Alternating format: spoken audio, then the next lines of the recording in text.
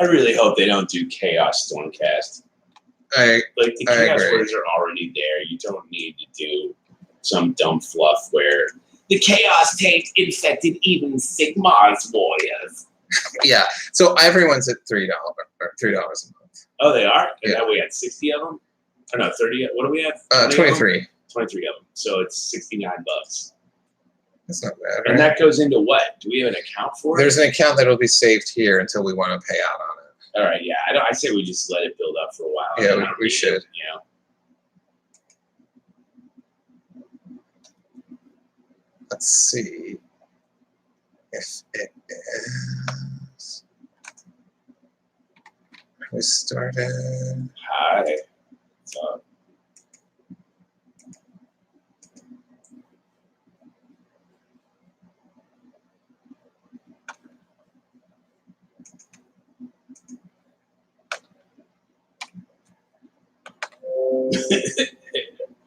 What if you just showed your cock to them all and they all unsubscribed immediately? It would be the worst. I'm always afraid that they, like, impulsive side of me will do something that stupid, you know? Oh, you're like, what's up, you fucker? Yeah, this is exactly what I would say. Is what's up, you fuckers? Okay, so we're streaming live now. I'm going to share this. Is the coffee too loud? Oh, I don't care. I think the coffee will be fine. I'm going to share it with you with a tweet. They made $3. They can handle some coffee. Yeah. You know, like when there's like 1,000 of them and we're making real money, then yeah, we'll fucking. You guys know anybody to smoothie? So you want to say hi, Tammy? Hi. You're right now. You're on. Hello. I'll get over here in a second. I'm just making sure You're not we in can the see frame everything. at all, Andrew. I know. Is that your goal? Yes. To be completely invisible to them. We'll see. Okay. I'll get over here in a second. I'm gluing. Hey guys. I wish I was painting right now, but We're doing a live paint. I gotta put this up a little. Some little gnomes come out and break all my miniatures while they sit on the shelf. I watch them. you break them in front of me. Well, you go, check this guy out. Your hammer falls off. Yeah, like, I didn't do that. It had been weakened structurally by. I'm gonna retweet it from my account too, so we get people. Oh right, I'll do it too. But we'll release this to the public in a couple of months anyway. Never. This will be burned. Let's see here. Let me look you up on Twitter, John. Look me up. And this, we don't have to be hilarious. This is just. Oh, thank God. Wait, why do you want to downgrade our level of funny? I just want them to manage their expectations. It's about the painting, bro. I mean, you know, if you're thinking about being funny, then you're not concentrating on your painting. That's true. Retweet with comment. Come paint and chat with and by come paint, they don't mean come here. Like just watch. Well, watch us paint is what really you mean. Someone was like, it's gonna be pretty noisy at my work. Do you think that'll be okay? And I was like, yeah, I'm just gonna see a comment on here. It's not gonna be. We're not patching you into the live feed. No, you're not getting into the matrix. Okay. All right. Let's get this going. This is your water, by the way. Fuck yeah. Are you taking requests for paint jobs? Yeah. If they want us to like ruin our minutes, paint it all green. Well, you're the boss. You said last night that we couldn't do that. No, we did not. I told them that they can't do that. You said that we're not your painting monkeys. If they say ruin your thing, I will say no. I will take a bold stance against ruining my stuff. Hey, it's technically a business expense. Let's see if anyone pops in this chat. You might check your phone every now and then. I think right now. Why am I doing that? to see if people are hopping in. Why would that be on my phone? No, on Twitter. That's what people are like.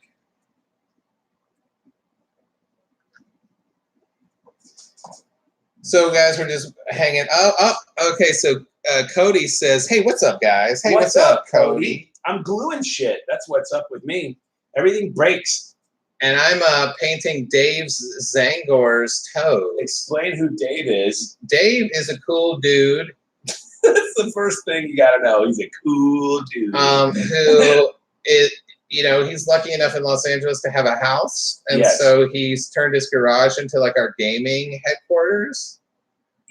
John plays D&D over there, and I play Warhammer over there. That's true, and it's awesome. He did a real good job of not being a comedian or for a living. He came out here and weirdly enough worked a regular job. Yeah. I'm gonna drop the guy on the ground. That's real productive.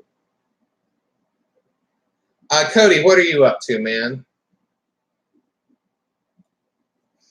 You're at work. Are these happening at a regular time of day? Well, this is our first. It's our first one ever. The main thing with me is, and I'm on the road for the next 2 weeks. So this is like the only chance we can get before I got to go to Wichita and then Tulsa. But then I'm around all of September, so we might be able to do 2 of these.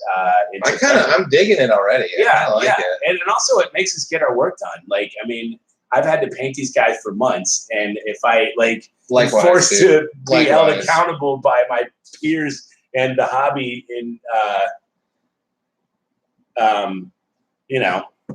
then I'll actually get this shit done and glue this guy's. Well, I don't know. This is a crossbow. This looks like a chair leg. It's so huge. Yeah, like I bought these castigators because I thought they looked cool, and that I would have them count as judicators. But like every day I look at him, I'm like, you should just buy some judicators, dude. These guys are kind of weird. I like them, but they have cannons in their hands. Yeah, this is like, it's a cross between like Chewie's bowcaster, but that fires. The thing this fires looks like if they had to make a Nerf gun for kids, so they had to make the arrow like a big puffy orange arrow that wouldn't hurt anybody. And no bowstring on it. Yeah, that's like what this looks like. The Zangor feet are a tasty treat. Is that like a corn song? Yeah. Like that they sing each other when they go kill Zangors? I bet you they'd love to fight Zangors. Well, they have to fight all each other, right? The Chaos guys are constantly fighting the other Chaos guys. They're constantly fighting each other. Babies having babies, man. Dude, Zangors having Zangors. Where does it end? I dropped my daughter off for her first day of kindergarten today. He's a parent. Yeah, isn't that crazy? Real easy to do. Just sleep with your wife in your buddy Cornell Reed's childhood bed at the Humboldt County Weed and Comedy Festival. That's the only way you can conceive a child. And just definitely don't use a condom that entire week and then be fucking pregnant as shit. It's real easy when you follow my method of irresponsible sexual activity. Welcome to the Painty Chat. We're going to learn about Andrew's life. Well, I was stoked. I was like, yeah, fuck yeah, we'll keep it. Yeah, let's do this thing, you know? Don't ever tell your daughter that was your response to her conception. I was like, fuck yeah, let's fucking do this shit, dude. Like, that it sounds like they sent you an extra box of fucking cereal in the Amazon bag. You're like, I'll fucking keep it. Fuck yeah. We'll eat it. Why should we turn it back? Cody says, awesome. You guys should link up with the guys from Life After the Cover Save. They're in LA too. I think they've messaged us. Have they? So yeah, we need to. You mean they've messaged you? I've never heard of them. They said they. Are you getting secret messages about Warhammer? Secret Warhammer messages. Such an asshole. Yeah, we should. They said they were in LA. They're the ones who commented that they were like that they would do their own bits for us or whatever. What? Don't you remember we read their comment on oh yeah. The thing they're like, we could do an interview style or something like that. Yeah, we'll totally do that. Yeah. Or you will do that and tell me how it went. I will. No, I'll do it. I mean, look, I feel like the Paintyman brand is really just the two of us, and if it's just one of us, then it's not really official. I mean, yeah. But on some of those things, I'm gonna if you try to get to if you're is that Oasis? I mean, you need both. Dude, have you ever seen him talk shit about his own videos? Have you seen those? No. Oh my god, it's so good. He's so great. I love what a wanker he is. Where he's like, well, this is fucking bullshit. It has nothing to do with our fucking song. Look how stupid this is. Like, he hates every video. Oh, really? Yeah, it's amazing. Well, all the videos were just like black and white photos of him. Like while he walked around and shit. Cody says it would be one sad Painty man. I'd love the idea if we're solo on a appearance somewhere that we have to be sad. Yeah, Andrew's not here, so I'm not. I don't know. I'm not 100%. Like, it's not 100% right now. Like Warhammer, I guess. And you guys are just gonna have to deal with that. Like, I don't know. I think my Stormcats just suck, really. I'm just don't even know why I painted them. I feel like I should just. Do you like my miniatures, Dirk? I'm a fucking idiot. do you like my Lord Celestin on Drake Hunter? Because if you don't, I just get another one. That shit was sad as fuck. Bronger will do it all the time, out of nowhere. He'll just start going, I'm a fucking idiot. That shit's so sad. But also, fuck you to that guy. Like, the only reason he... Do you want a sad movie about porno? But also, that guy is like, well, what do you have in common with this guy you have a crush on? That you like big dicks? And he had a huge dick? He likes big dicks and he cannot lie. But it's like, okay, well, maybe you guys need to have something else in common before you, like... I'm Philip Seymour Hoffman. I'm a genius. You might need to have, like a... Who wouldn't want my genius? Might need to be like, oh shit, you like the Boston Red Sox too, man? Oh, fuck yeah. What could you have in common with the way Wahlberg played that idiot? I don't know. It's weird because one of my friends from college is now he's been a porn star for a year. Yeah. And he how old is he? He's in his late 30s? Yeah, he is. It seems like he's like the rookie. He's like the walk-on 40-year old. He's fucking crushing it, like in Necessary Roughness, you know? He's like the old guy that's like, I got one more shot at the big leagues. Yeah. But all the rookies are like, who's this old man? Get this old man dick out of here, man. It's fucking crazy because he came out here to be an actor, obviously, and he's a good actor, but who gives a shit, if you're a good actor out here? There's a million of them, right? Mm-hmm. So then some hot chick at his gym talked him into doing porn, and he did it, and now he's like been nominated for all these AVN awards. I'm nominated, it's the work. I just do it for the work. I mean, the awards are incidental. But it's like crazy too. Dan Van Kirk writes for the AVN awards. Who does? Dan Van Kirk. Oh, cool. He writes all their jokes. There's a lot of overlap, man, between comedians and porn stars. He got the gig just through his manager. That's cool. Writer and, Dude, that's the thing I love about comedy is like you can work on stuff like that, and you could do a porn and still go back and be a thing. I don't think so. I think really once you cross the line, you're a porn guy now. No way. I think now you could come back from it. Nah, I don't know. I think once that wiener's out there on the internet, you're in a You're like, yeah, look at that wiener. Phase. Also, how do you? I don't know. I don't think you can do it. You really don't think so? I think you can. Only if you were one of the world's biggest comedians and you were somehow awesome at porno. No, I think if you're like. I think you need to be a mid-level comedian. So Mark Norman, you go to a porno. Yeah, exactly. Or like, no way, dude. Like, people would still go see Ari Shaffir if he did a porno. Not if they saw whatever that porno would have been. That's true. I don't think they would. You think the porno would be called My Gross Balls? Yeah, I don't think seeing Ari Shaffir's genitals could ever add anything. So you really don't think that you could get away with doing a porno? Well, first of all, there's about 3 comedians that anyone would ever want to watch in a porno. Like, who the fuck wants to see a slightly below average short guy but what if do a fucking porno? What if he kills? Like, what if he's hilarious? But then it's not a porno anymore. It's a comedy video. Yeah, where there's comedy. It's a comedy video. Did you ever see? Were you there when Brent Weinbach did that 12 Shiny Nickels at the Improv, where he had paid a guy on Craigslist to jerk off while he played the drums. Like it was a drummer who was jerking off in rhythm to the drums. No. And he showed that video at the Improv. Weinbach's got a weird exhibitionism problem. Yeah, I saw one where he had a picture of a turd and he made some girl from the audience come up and look at it. Like, he's got a weird, as funny as he is, and he's one of the funniest guys there is. Yeah. He's got a strange, what he thinks is like, no, it's like provocative art. I'm like, no, you are getting off right now on forcing people to look at something strange. I thought, like, I was like, holy shit when I saw that. And then all these people were leaving. And like, the thing was like, you can't blame them for leaving, right? Because that's not what they signed up for. No, that wasn't in the brochure. No, the brochure for an evening of nice comedy at the Improv. Where you watch a video of a guy jerking off. He gets off on somehow on like forcing them into, look at, like, because he had this whole thing about like, he had a picture of a poo that he took on, and it was on some lettuce. Like it was. Dude, I'm sorry. Every time I hear one of these things, I totally get it, but then I also can't stop laughing. So like he did this whole thing where he wrote a jazz song that he played on the keyboard. Where he went, "What would you do? How could I something to look at my do do do do do do do do?" So he sang that song a bunch of times, and then he like made some girl from the audience come up and look at the poo picture, and no one's really laughing. It's not really that funny. And I'm like, this entire thing was reverse engineered so you could show your turn to a girl. Like, I mean, he's got weird, shit going on, man.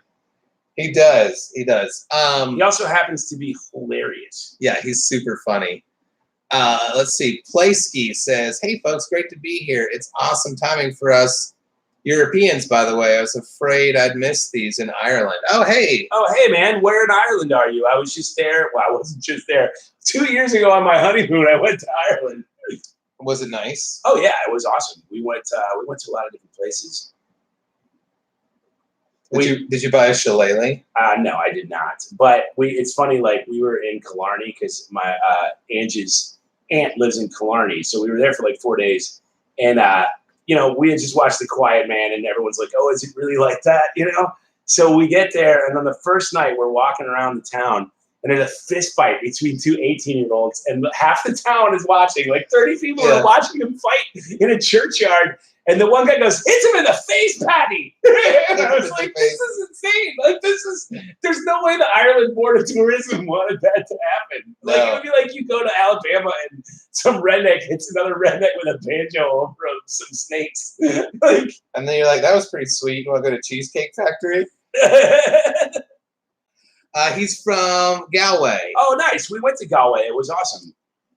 We spent lots of money in a casino there trying to get this little fucking thing to go through and like win the money. And like we supposed to put that. There's no way it was gonna happen, but we put like $20 in that thing.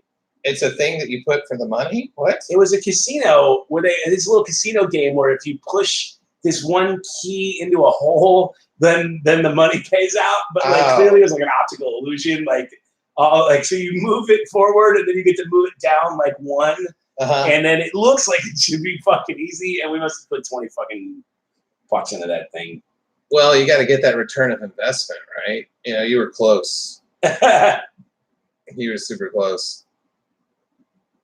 I got into white pudding in Ireland. You can't find it anywhere here, but it's part of the breakfast. What is it? It's like oatmeal fried in bacon fat. It's like an oatmeal cake fried in bacon fat. It's so fucking good. And they would have it at all the breakfasts that I would eat. And there's Ange.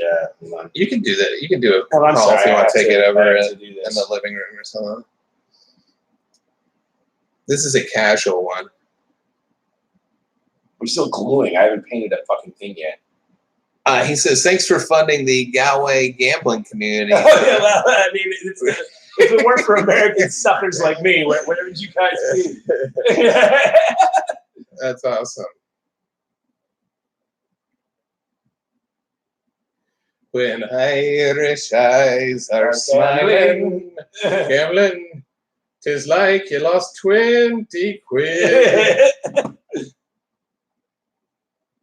You never got your money. When stupid Yanks are gambling. You stupid sack of piss.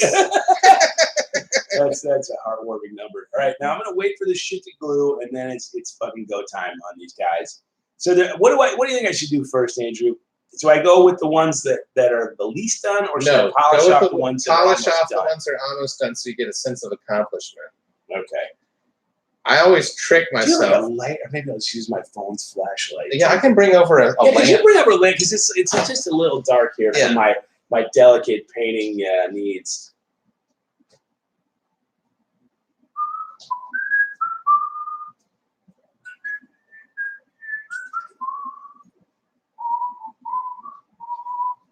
When Irish hearts are. You're gonna have to stop doing that though. That whole Irish smiling thing. Like, why? That's gonna be.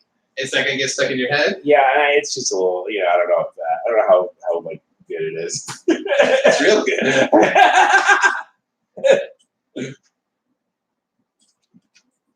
I thought that John was mean to Andrew. He had a song in his heart. Here, can you move your chair real quick, and I'm gonna scoop this bad boy into here. You're gonna have a lot of nice light with this.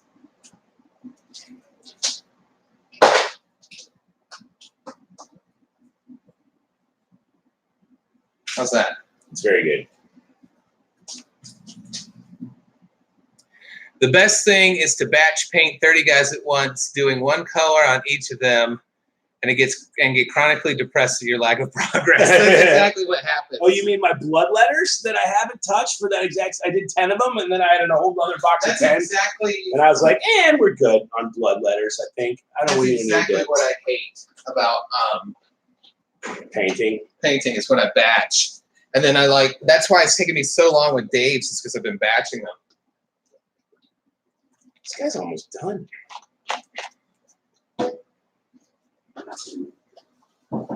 There's still a couple of things that need to be. He's close, man. This guy's close to done. All right.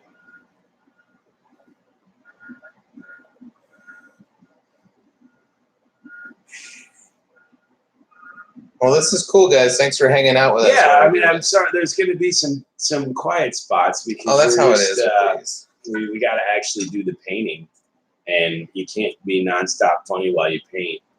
No. But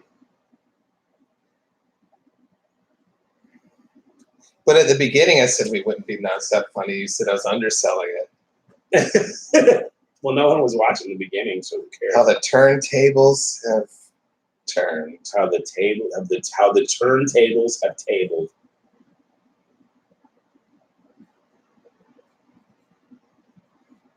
Did you ever see The Office when Michael Scott was trying to do that? It's like, I don't really know the American Office that well. I like both of them a lot. My thing with the American one is that Michael Scott was so stupid that I was like, he would be fired. Like, I'm like, David Brent was just an idiot, but he wasn't like a Homer Simpson idiot. Yeah. Like, I don't know, Michael Scott just got so dumb after a while that I'm like, nah, this is not, I can't even like buy into the weird world where this is possible. Well, he was their top salesman. But did they ever show you why? Yeah, they show him crush sales every now and then. Oh, really? Yeah, which is always funny. I think it's super funny, but it's also my fall asleep show. Yeah. It's the show I watch when I'm like stressed out. Do you ever have any shows like that where you like, no, I can't sleep to television. I need silence. Okay. Oh, that's interesting. I will pay attention. Like I used to live with this girl who would she was in the other room and we had a wall. I was on the couch. This is when I first moved to LA, and she would sleep to the TV, and I would be up till 4 a.m. because I just couldn't. And it was Fresh Prince and West Wing were back to back on some late night rerun thing. Yeah. And there are entire episodes of West Wing and Fresh Prince that I know the story of that I've never seen. Yeah. But I heard every fucking word because I couldn't sleep. That's fascinating. There's one where Carlton becomes a gambling addict, and there's one where the president has these Native Americans squatting in the White House protesting something. Uh-huh. And I know both of the episodes, and I've never seen them, but I remember listening to every fucking word. That's interesting, man. Yeah, I can definitely fall asleep to podcasts in the office and stuff.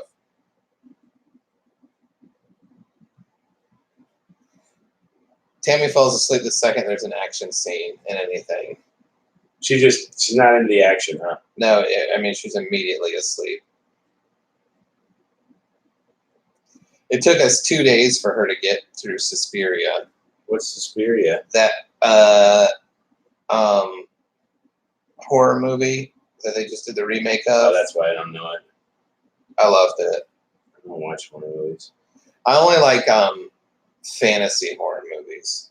You don't like This Guy's a Killer movies? No, I can't stand that stuff. It's too scary to me. Oh, that's too scary. But Yeah. if you know it's totally unreal, then you're okay with it. Like Hellraiser and stuff like that, I can't get enough. I can't. I think you know? that's so dumb. Like I love care that at all. shit, man.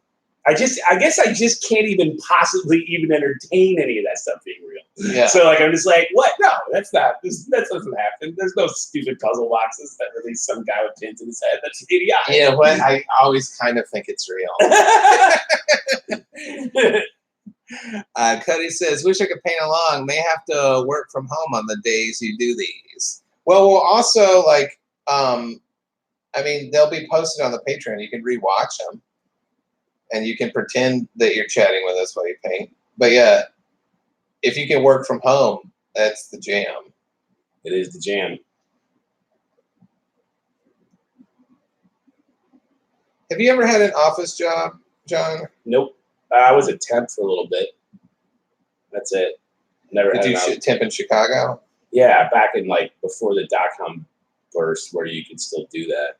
Did you do Proven Performers? Was that the thing that you did? I don't remember. That was the one that hired comedians. No, I don't remember what it was. It was some fucking thing. I was a temp. I would write like copy for this one, and then I remember like the day the .com crashed, they were like, we can't hire temps anymore. Yeah. And then it was just over. But that's it. I've never worked in an office. I've never had a boss for more than a week. That's interesting. It's nice. Like I could put up with anyone for a week, you know? Yeah.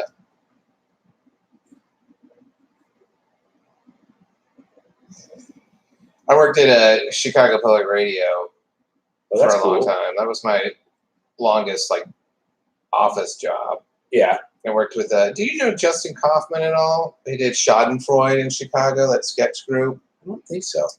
I was gone. I left Chicago in 2004. Okay, they were still there then because they started in the 90s doing shows there. But I think you left right before they started doing like sketches on the air, which was really cool. They started having their own show on the air. And he actually got Tammy and I a gig doing that stuff on the air too, which was fun. Cool. But did you know Steve Gadlin or any of those guys? I don't think so. He did Don't Spit the Water. TJ would do that all the time. No, I don't think so. I mean, I was also by the end of it, I was touring as a stand-up, like, I don't know, like 4 days out of every week, 5. Yeah. So I'd only really be in Chicago for like Sunday, Monday, and Tuesday. And then I'd be gone. It was this game show. Jared Logan did it with us. Oh, yeah? It was me, Tammy, Jared Logan, Ricky Carmona, TJ, that chick from Saturday Night Live, I forget her name. Rachel Dratch? No, the curly-haired chick. Vanessa Bayer? Yeah. She was in it. Ken Barnard. I remember Barnard. I wonder what he's up to. And the premise was like they had people from the audience and you would be like a character and you do like kind of like stand-up, like character-based stand-up. And they would have to hold a whole mouthful of water. And if any of it spit out, that's insane. They would lose that round, you know? And Jared played this redneck guy who would always come on stage with his old shitty shoe. And he'd be like, whose shoe is this? And it would be like immediately crushed, you know? Oh, really? Yeah. And Tammy did a sex ed instructor called Madam Ovary instead of Madam Bovary. Sure.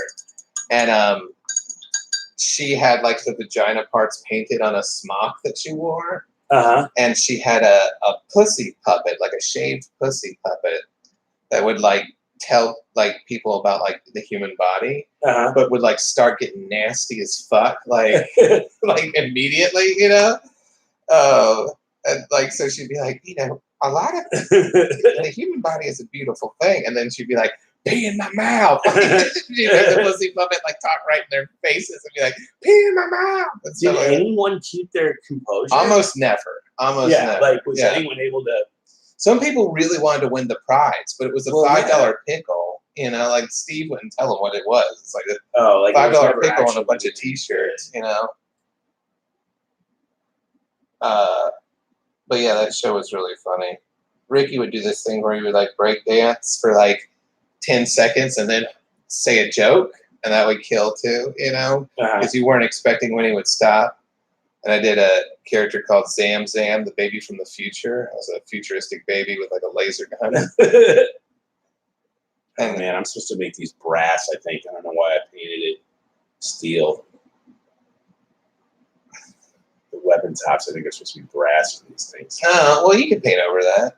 Yeah, probably will have to. But this guy's almost done, right? Let's see, we get some more comments here. Paint from work. I wish. Playsky says, I saw a guy in my local gaming store who was super proud of the paint job he did on his models with marker pens. That could be you.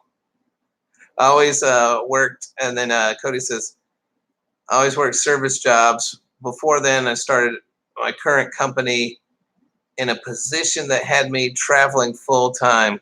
Being stuck in the office sucks. Yeah. Yes. Yeah, it does. It does. I think it's really hard. I agree with that. Tam works from home, and like I do weirdo jobs,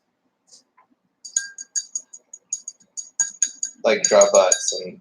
You know, draw butts. You know, fucking get those butts drawn. So you should show like one of your miniatures up to the camera. I'm not. Oh yeah, absolutely. Like, let's show them what we're painting. So right now I'm working on my buddy Dave's Zangors. Let me get closer. It's gonna autofocus for me yet? Come on, baby. Autofocus. I can't get it. You can't get it to focus from there. Find out whatever the best angle is, and that's the one we'll use. How do I autofocus this bitch? Come on, autofocus. You bitch. Oh, well. Anyway, this is one of those Zangors. Did it look good at all? No, I couldn't get it to autofocus. All right. Well, we got to solve that, right? We'll solve it. We'll figure out a way to do that. I think I got a bit of flash still on here. Is that flash? Yeah, that's totally flash. Do you have snippers? I think so. So I'm finishing up these corn guys, and then I'm also working on some Stormcasts. This guy is almost done. Let's see, where's the camera here? I'm trying to get into autofocus, and I can't.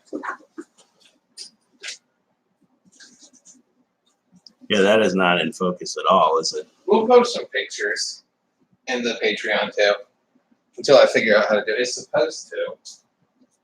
Yeah, that is a very blurry corn guy, but that is what I'm painting. Here you go. John, here's some snippers. You got some snippers? All right, good. There's a piece of flash that I painted like it's part of his armor. Dude, I do it all the time. This guy would make strange chainmail with plates on it that also had weird plates coming out that protected nothing.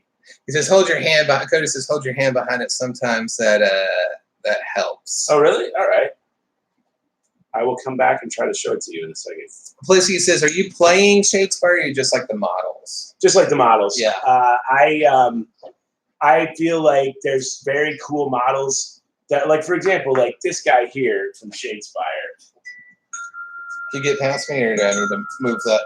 So what, like you do that? Yeah, you're supposed to hold your hand behind it, and it'll start to focus. It's starting to. Yeah, let's get a little more light on it. So this guy, for example, like this is a Shadespire dude, but he's so much cooler than the other sergeants for like the Liberators that I just put him in my Liberator force as the leader of one of the platoons and get sad when he gets killed like a regular Liberator. Here, put your hand over there. All right, this is science here. Is that looking a little bit better? It's still, you can't really get the details, but you can sort of see the guy. Anyway, yes, I use Shadespire just for regular Sigmar use. I don't know. It just seems I don't like the idea of a trading card game, a collectible card game with my fucking miniatures. I feel like I'm spending enough money already, you know? To go buy cards? Yeah, well. I'm not going to fucking buy cards. Andrew draws the line of cards. Well, I just remember my Magic the Gathering sinkhole, you know? We don't need any more sinkholes. Where I'd be like, oh, fuck yeah, I spent $200. My fucking deck is awesome for a month, you know? Oh, right, yeah. And then not again. Ever. Oh, this is so annoying. I don't know what to paint these like parts of these axes.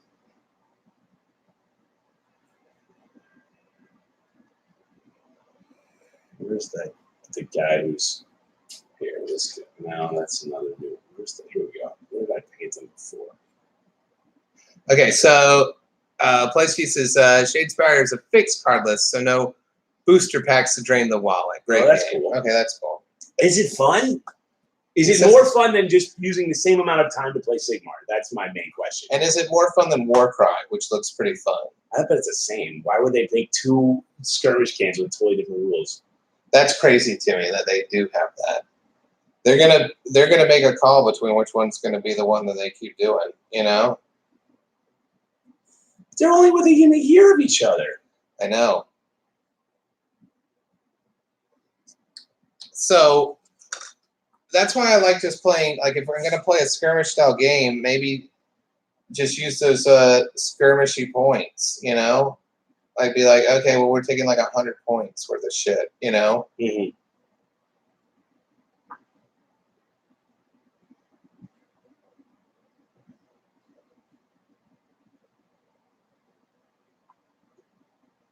I did a skirmish game with my buddy Patrick that was pretty fun over at Dave's. Yeah. Where we used their skirmish rules that they had, you know, and like kind of tweaked them a little bit for like stuff that hadn't gotten skirmish points yet. Uh-huh. And yeah, it was dope. It was interesting. It took about as long as a 1,000-point game though, you know? Well, that's what I'm saying. Like, I mean, I like playing Sigmar. Because then each guy is like a unit, you know? Like, no, I know, and that just seems to me like I'm playing D&D combat without a dungeon master. Yeah, that's like I'm just rolling my D&D party against yours, and which is the saddest. Yeah, I did like it. I did like it because I felt like I used terrain more. You know, when you only have one model and they're really climbing all over shit and stuff like that, which is cool. Which I think they're trying to do with the Warcry stuff. I just want it simple. Like, hey, if you want to play with just a handful of dudes, this is what you do. You know?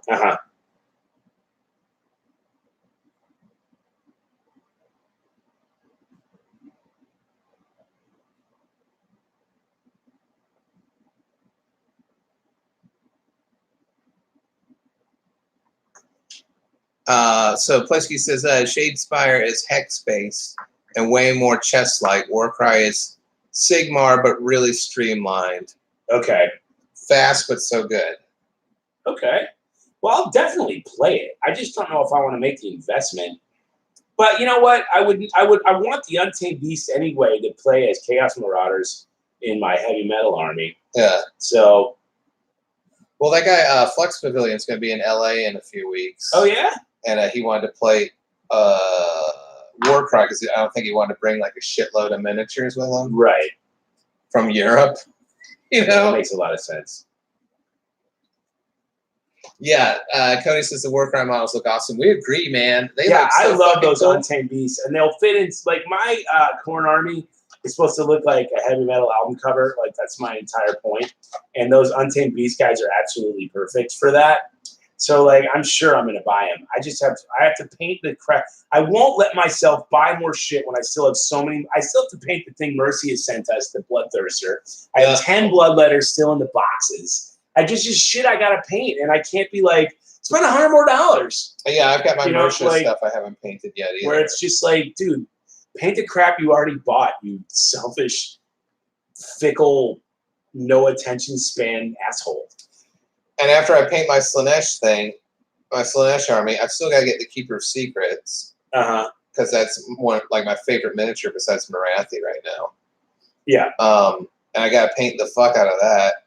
And then I've still got I got 1,000 points of Caradron I haven't painted yet, You have 1,000 points left? I have a 2,000 point army, and I have 1,000 points left because they got nerfed so hard that like I just kind of took a break. But what did the nerf gun do to him? The most frustrating thing was they had it set up so that you could like model multiple special weapons on like a certain unit, right? Yeah. And then they changed the weapon profiles. Okay. So like one of them was like a grenade launcher that went like 36 inches, right? Yeah. So I just had like 4 of my guys with grenade launchers, Yeah. And then they changed it to like, it only goes like 10 inches or something like that. Okay. And so it's like, well, fuck that. I'll just use the regular guns then. So now I have to cut those grenade things off of them and put regular guns on. It's just kind of annoying. Yeah, it's annoying. I was not happy that they did that. And I don't really understand why. I mean, a ton of people were like buying up like multiple kits so they could get like, my entire unit is just with these Aether cannons or whatever. But then I guess they were winning too much. I don't know. Yeah, GW doesn't like it when you can win with something that isn't Stormcast. You think it is? I do think that if Stormcast. Okay, well, let's start with 40K. People definitely feel that Space Marines are always catered to and are always because they're the. So do you feel that Liberators are such the iconic thing and the thing they sell kids on that honestly, if Nighthawks were the most dominant army in the whole game, then it would piss off all the people that they're trying to sell Stormcast to. Well, why did they make those ballistas came out after Daughters of Cain and Nighthawks were just crushing the tournaments, Oh, right. So yeah, I think they'll always give more love to the Stormcast. But I don't necessarily have a problem with that since it's their flagship army, but like I do think they do it. Okay. I think they do it for sure. Because think about all the different shit you have to choose from with those guys. True. I mean, it's a kind of annoying as a Stormcast player because I'm like, what do I really want? I don't want every one of these things. I'm not buying every one of these things. Yeah. And you only have so many points. Like, what am I, I don't really understand why they make so much overkill on the Stormcast line when you couldn't possibly use them all. Yeah. So let's see here. Playsky says, Caradron got outpaced by other armies. I have 1.5K myself, but I had to put them aside. I adore the model, so they'll be back one day. I agree. I think they will be back. The only thing I don't like about Caradron is their ships are so awesome looking. Yeah. But if you want to play competitively, you shouldn't take your ships. Because their ships suck, because they only have a 5-up save. And then like so the entire point of a pirate fleet, it's like, yeah, they have them, but isn't it better when they just get out and walk? Yeah, that sucks because they can be used as transports, but if you die, if your ship gets blown off the board, anyone who's on it gets killed too. But if that happens on you turn 1, well, fuck that, right. So no one's taking ships because they only have a 5-up save, even though they look like these fucking behemoths with cannons on them. So that's the only thing I'm disappointed in is because the ships are such awesome centerpieces to the army. They really, really, really need to be better. Just one more armor save. So the frigates would be a 4-up and the ironclad would be a 3. It's called an ironclad. It shouldn't be a 4-up. You know? Yeah, it shouldn't have the same thing as a Liberator. No, it should be a 3-up. One save. dude with a shield is as good as the fucking Iron Pirate ship. Yeah. Well, I just want to see them on the board. I want more people using them. You know, and people weren't. It'd be like blobs of like pirates on foot. You know, and it's like this looks like an Imperial Guard. Pirates on foot. Ships are bad. Pirates on foot. It's a nice day to walk again. Come on, pirates. We're getting in the shit today, Admiral. No, we don't want to die. Yeah, Plisky said Grunstock could just fill their units with 20 mortars and alpha everything off the table first turn from the other side of the map. People were breaking the game with them. I agree. People got real greedy when they would model like 20 guys with mortars or 20 guys with Aether cannons and deep strike them. He says Brock is way better than a ship for a similar price. Is a top hat. Plisky, have you seen my Brock? I did a Lady Brock. You probably won't be able to see it at all. Let me see if I can get some of it on here.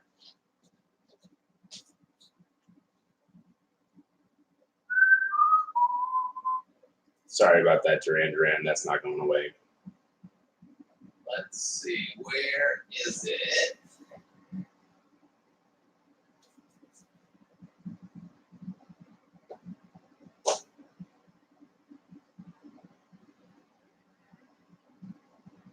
Where is my cool Lady Brock?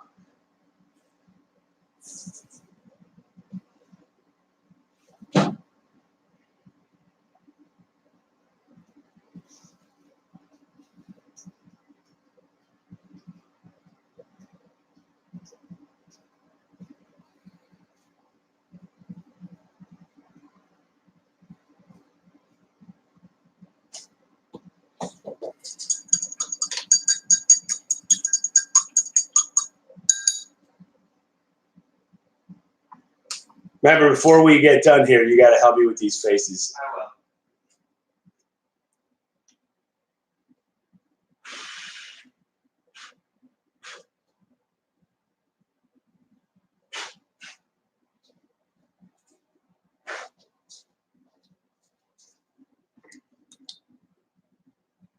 Let's see here. Oh, I want you guys to be able to see this. Damn it.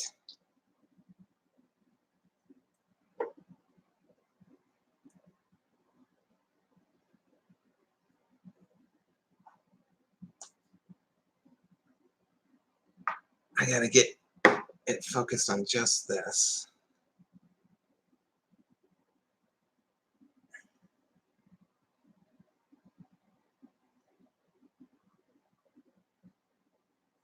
Can't get it focused up, man.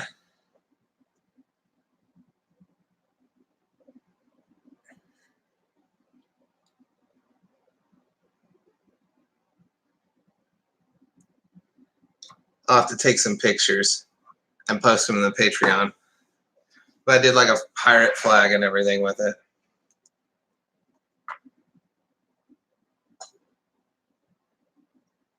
I'll figure out how to get closer. We might just order a webcam that has like a better zoom in feature because they're pretty cheap. Sure. Yeah.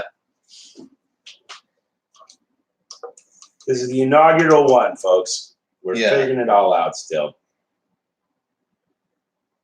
But yeah, he was saying that Brock is like better than a ship for a similar price. And I agree. This miniature is like, it has a better price than one of the ships and fires better. His guns are better, you know? Yeah, like a dude. A dude, yeah. Is better than their whole ship. Yeah. Get me Brock. He's worth 10 of those ships. Brock Grunk said.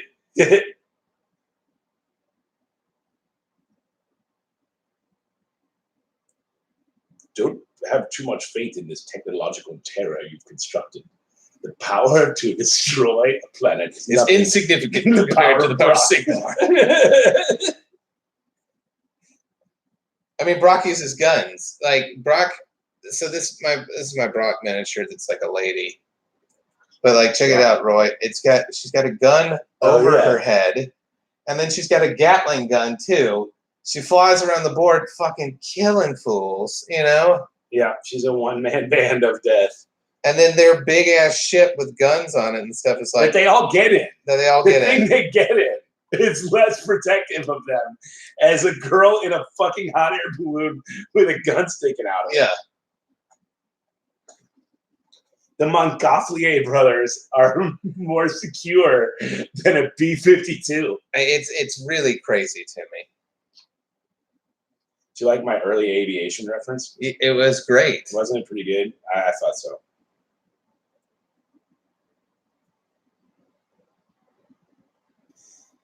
That's what people, come for, right? They want, that timeless Montgolfier brothers humor. Yeah. They come for the paint and chat. They stay for the early aviation jokes. Wait till I do my Wright brothers chunk. Oh, I can't wait.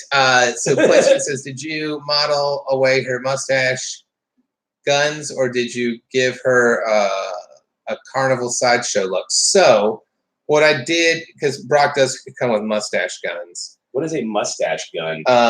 His mustache on his helmet has two pistols coming out of there. A helmet with a good mustache. Yeah. It's ridiculous. So what I did was I gave her a bunch of braids from Dark Elf and Dark Elder hair, and I had that going everywhere. And then two of the braids are actually whips from the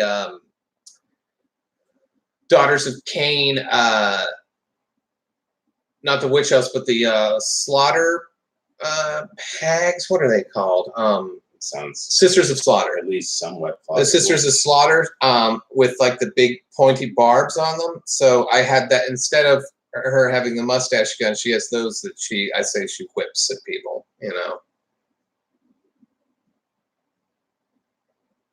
for the mustache gun profile.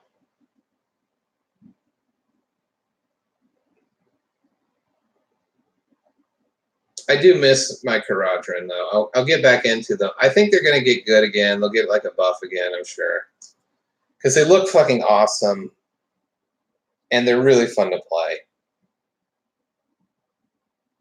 Well, it's also like they spent so much money making it. Like, yeah. They gave them all new toys. Like, I don't get why the factions that they actually choose to make new models of aren't always better than...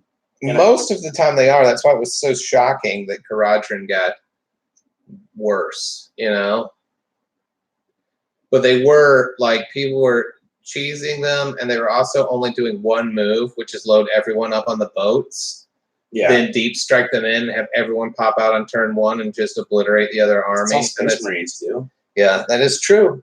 Maybe they didn't like it. Maybe they didn't like the taste of their own Space Marine medicine. Your own Bolter Boy jizz. But that's what that guy was telling you to do with your ballistas, is drop them in, because you can lightning strike them in, He didn't tell me to drop them in. People can lightning strike those guys in, though, and then that's just as bad, You lightning strike in 4 ballistas, it's like, oh, fuck, man.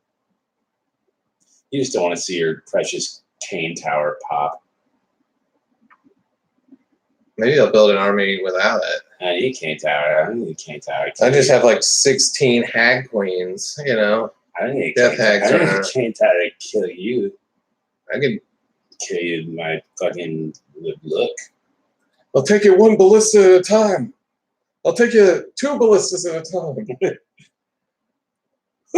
Andrew, what we were talking to guys about, I'll just add ballistas.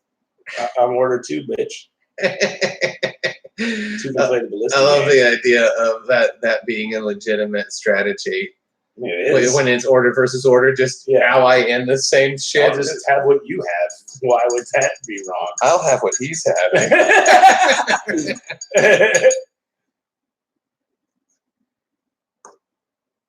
Goes on film. All right. This is from 4. It's not for the percolator. Cody asked if there's a Painty Man Discord server. It'd be cool to trade pictures. No, we have a Facebook page. There's stuff. Yeah, you can post on the Facebook page. Everybody will be able to see that. Yeah.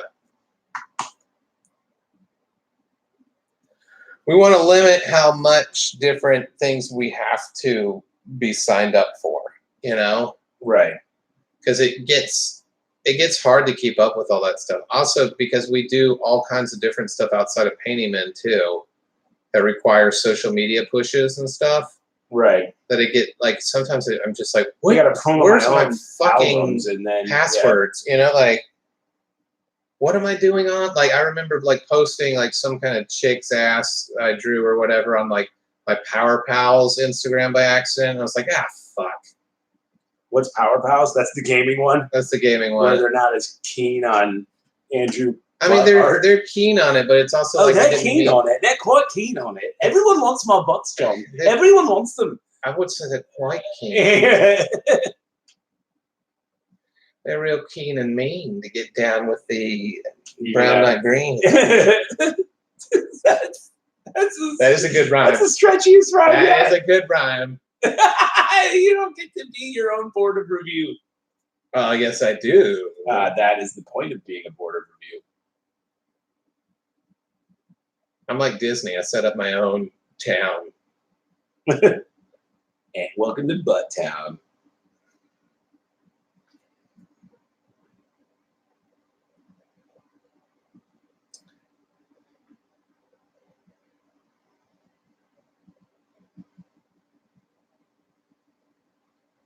Oh yeah, Playsky says pour one out for my 3K of Seraphon too. Even earlier book than KO with no update. Oh yeah. Yeah, some people. There's a rumor going around that Seraphon are going out. I hope not. Completely? Yeah, I hope not because they had a whole damn book for them. You know. Well, I think eventually everything is going out that isn't for Sigmar only. Right? I mean, that's got to be their strategy is to ultimately phase out. They bought themselves 3 years of development time on the strength of still selling the old fantasy line. And then new players who just joined now have no idea what's old and what's new.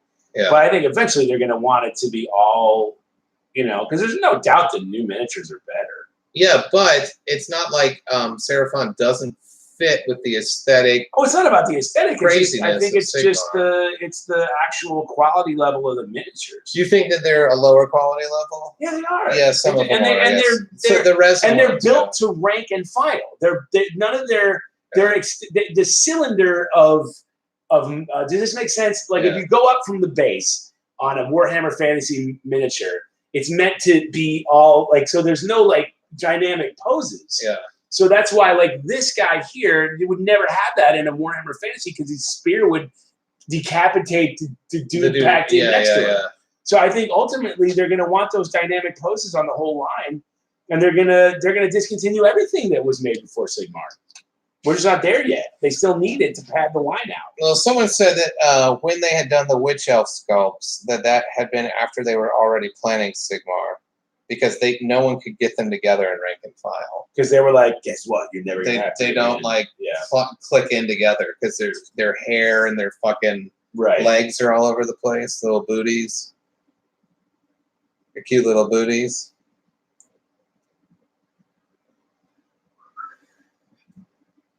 I'm so sick of painting beaks and toes. Head, shoulders, beaks, and toes. Eyes go last because we'll get real mad. I'm only doing red eyes with these. I'm not doing pupils. Giving them a red eye. Red eyes look better on them anyway. They should look monstrous. They shouldn't look like dudes. Playsky says, us Seraphon players would happily get rid of all of our shitty old resin sculpts for just some new rules. They released a new Lizardman Blood Bowl team, so we know they still like reptiles. That is true. Well, they're also there isn't anything else like them in the game, right? So yeah, and I love the idea of memories of dinosaurs fighting. That's all weird fluff they made up, though. They were just dinosaurs in a Lizardman army from Brazil, right? Yeah. They're in the Aztec lands.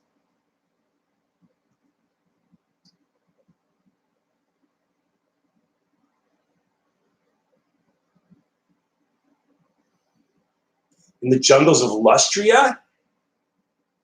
Yep, that's it. He remembered it. In the jungles of Lustria, where the weather is cold. That was by Cream, I think, In the Jungles of Lustria. Yeah, but isn't it Lustria where they lizardmen are from? What are the jungles called? Yeah, that's where they're from. In the jungles of Lustria, baby.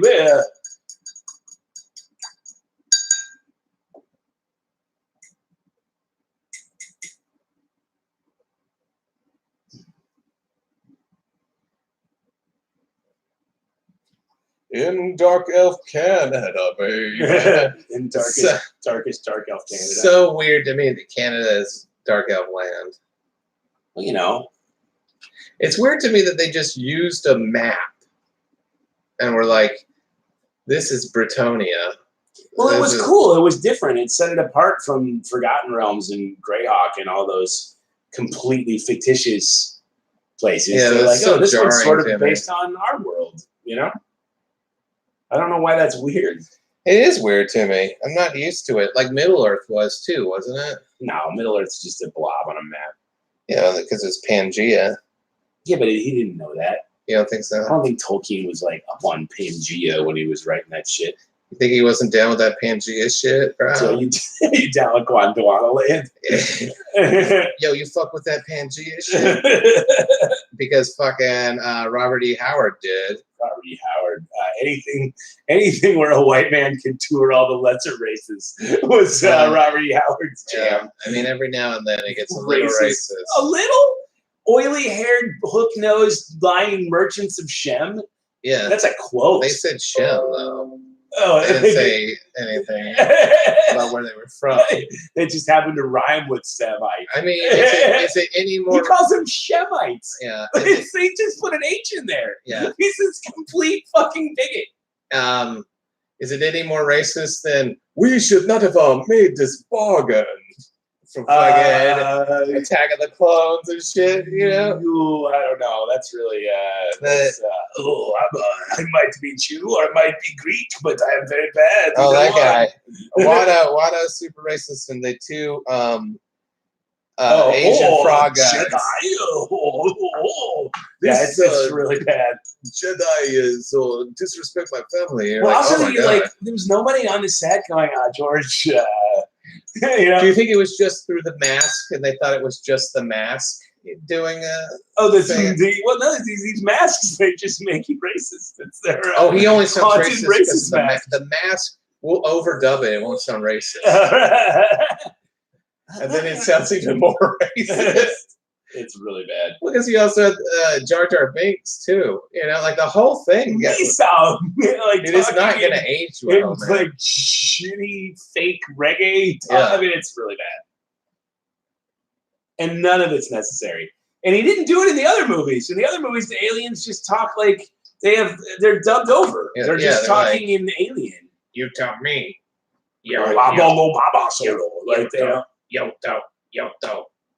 And you're like, oh, okay, cool. That's an alien talking. I don't need an alien being like... Yes, but what if it were a human? What race would it be?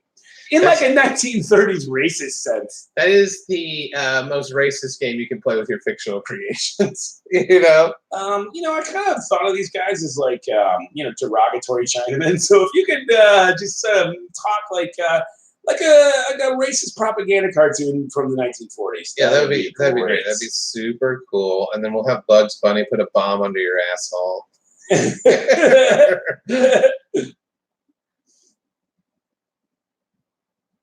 Oh, Jedi. Oh.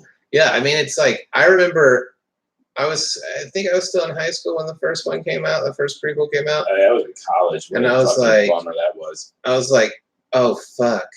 That's racist as shit. Shitty. Like, and I was in South Carolina. My first shocking thing was, this is a bad movie. Like, that was hard to deal with. Dude, it didn't hit me for 2 years. Oh, really? No, I knew right in the theater. I'm like, I'm not enjoying this. This is not good. I had so much denial about it. Oh, you were a prequel defender?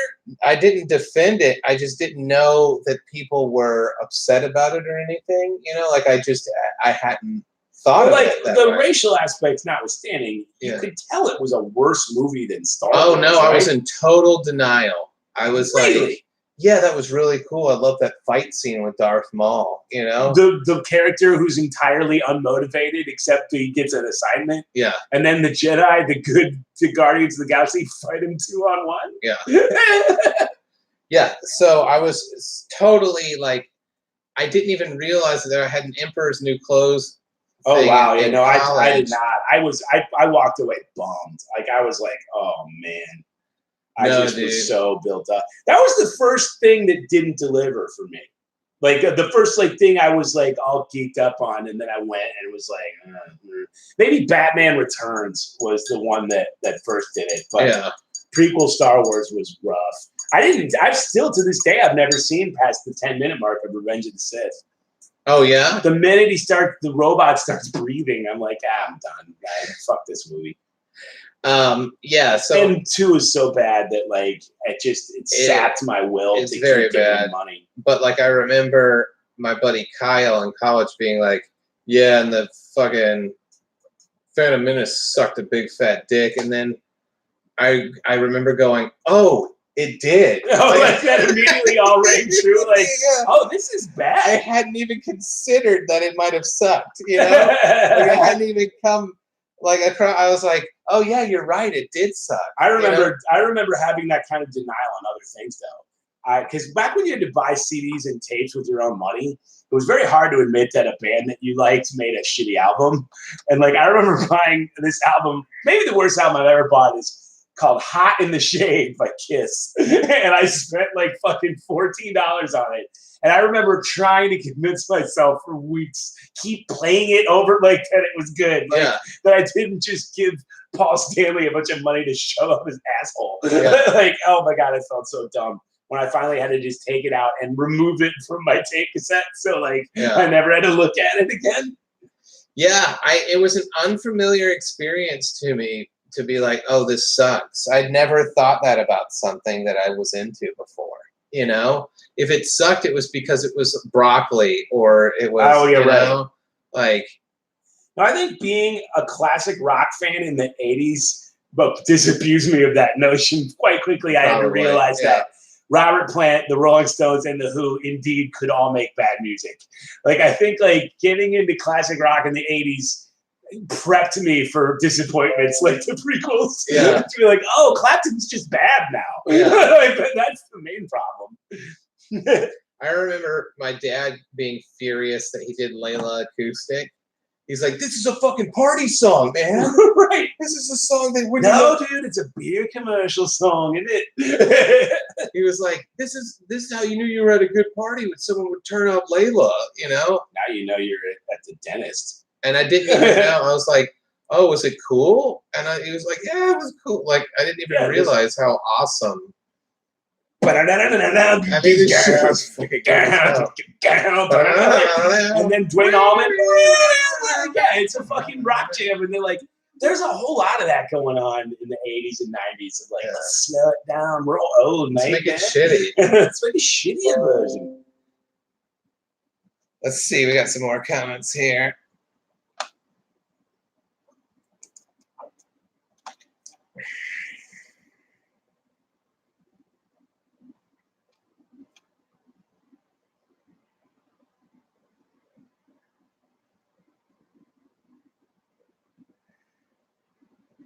He says, Playsky says, I imagine you'll be doing what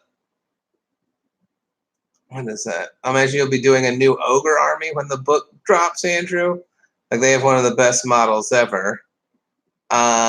Maybe if they had some hot lady ogres, we talk about this in our newest episode, which will be out soon.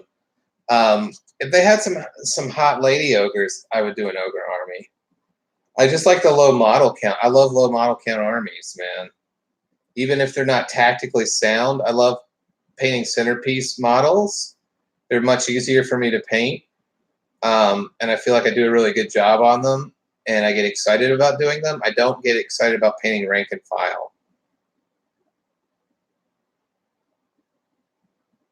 So anything that would like allow me to field an army like that would be fucking awesome. We'll see how my Slanesh army goes, because I'm definitely putting my Keeper's Secrets in 1,000 points.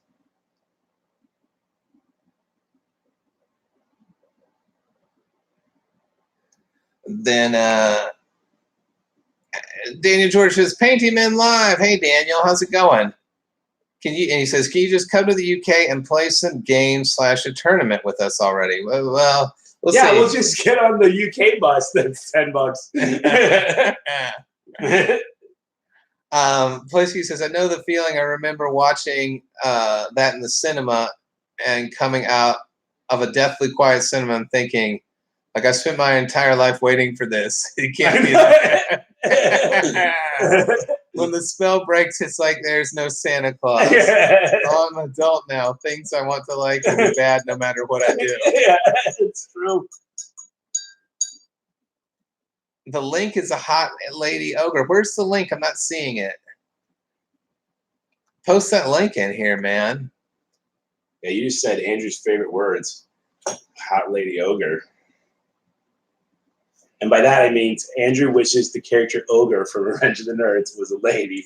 I do not wish that. I would see him in Chicago sometimes. The guy who played Ogre? Yeah. What's his name? I don't remember, but he co-owned that Stanley's place with a bunch of other celebrities. The Stanley's Breakfast Bar / karaoke bar. Oh, I don't know about that. We lived above it. So it was like Kid Rock co-owned it with Ogre and I think and John Cusack. You know, they were all buds. Which is super weird. But like every now and then Kid Rock would come into town and he'd do his own songs with a live band karaoke. And we would hear it because we were upstairs from it, you know. I'm sorry. Oh, that's all good. I'm sorry you had to deal with that at such a young age.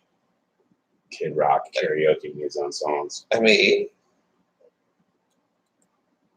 my favorite would be drunk girls would sing the theme from MASH every now and then. Suicide is Painless? Yeah, but they didn't know the words, so we'd hear like ba da na na na na na. They'd be like fucking singing it like that. Through the floorboards, we'd hear them fucking wasted. So I'm gonna have to ask you a little painting question here. Okay. So like he's got this little tassel of hair on one of the skulls, right? His own hair is red, so I shouldn't make it red. But I shouldn't make it black either because that won't even look like hair. Oh, Is it gonna be blonde? You think? Yeah, or brown. That's true. Or gray. You can paint it black and then do gray highlights on it. Yeah, I think I think brown. I think brown would be the best bet. Okay, and then brown it is.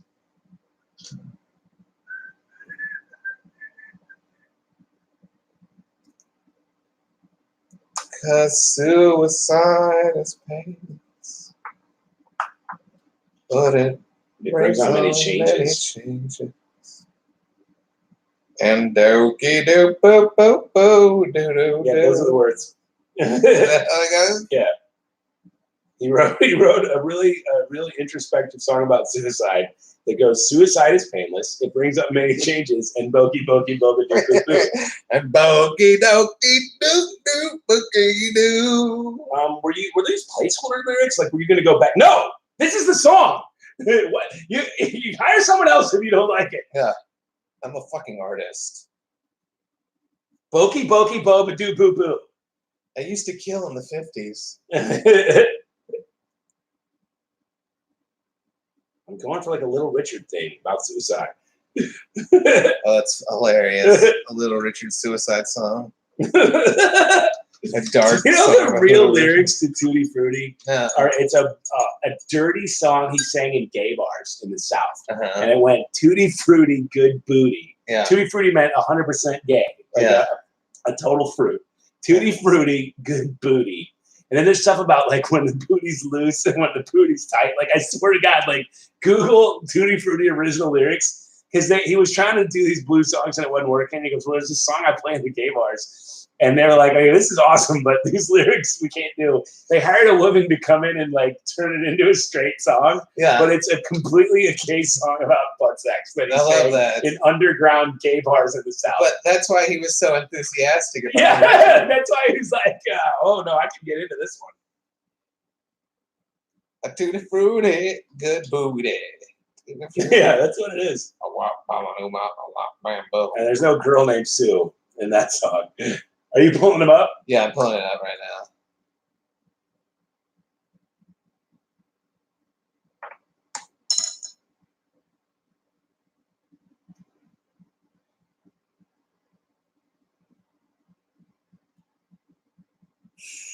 Let's see here.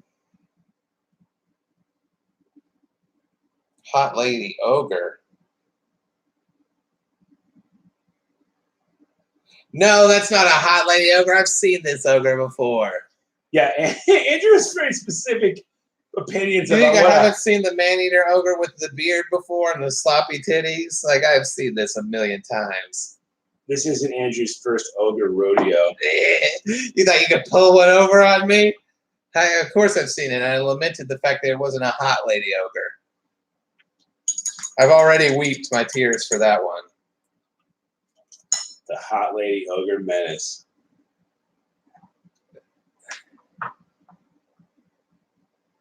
I get upset about that when people do that. What? When people do put beards on, like, you know, lady ogres or lady dwarves or whatever. For some reason, I was so angry. Like, I'm so glad 5e D&D dispensed with all that bearded dwarf lady shit. Yeah, they actually show you regular dwarf ladies with no beard as part of the illustrations in the book, so you can never think. Like, right there in Mordenkainen, there's a huge picture of a non-bearded dwarf lady just to get that shit out of your head. Yeah, absolutely. They do that in some of the Games Workshop art too, where it's like, oh no, these aren't beardy dwarf ladies. Like, I just don't like it. I don't like it because I also think, let's say you're a lady who wants to play a dwarf. Well, do you want to deal with, like, you have to have a beard? Like, what if you were like what if, like, only chicks play D&D, right? And then you're like, I want to play D&D. I like elves. I'll play an elf. Yeah, but the dude elves all have tits. Yeah, sorry, dude. You know? Sorry. So, like, you know, you're gonna have to play one with tits on it. Like, it's just too. It's like humiliating, you know. Mm-hmm. It just doesn't seem necessary to me. It seems like we don't want people to play girl dwarves. We don't like them. We don't like girl dwarves, so you have to have a beard. It's like a rule. Fine, like, you can have a beard. Okay, fine. You can play a girl dwarf, but she farts all the time. You have to roll. You got to roll for farting, and it gives you minus on all your charisma checks because you have to, you know, you're farting all the time. It's not cool. Daniel George says, lads, gotta go. Just want to say, genuinely love the podcast. Keep it up. Happy to be a patron. If this is getting recorded, would love to listen to it later. Post it up on Twitter. Yeah, it's getting recorded. And we will. It'll be on Patreon permanently, so you can go back and watch it again. Get everything you missed, you know, out of our real cogent insights. Yeah. Well, you know what? That wasn't too dumb. That's a good point.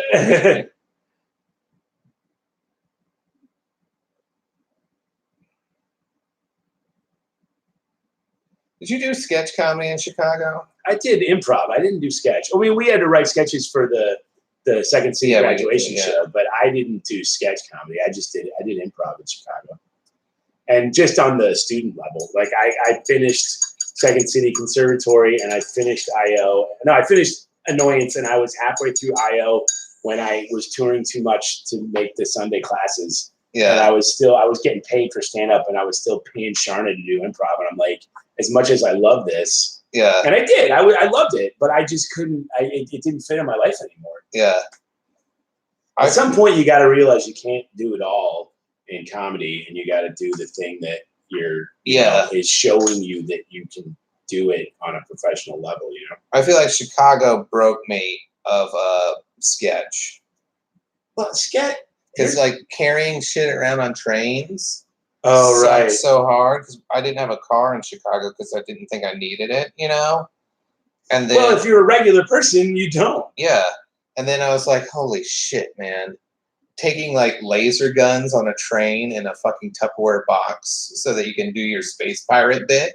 Right. It sucked so hard, you know, that like when I got more into doing stand-up, I was like, this is so much easier, you know? Well, like, also, like, when the thing I did before I did stand-up was I played in a band.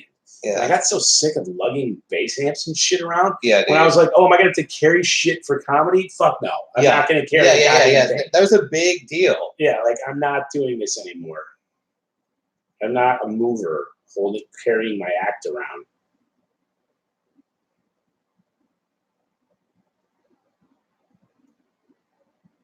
This is all tiny little details, but I'm going to have like 5 completed miniatures by the end of this. Oh, that's awesome. Chat, so it's going to be pretty cool. Yeah, I'm getting close. I'm getting close on getting these guys done.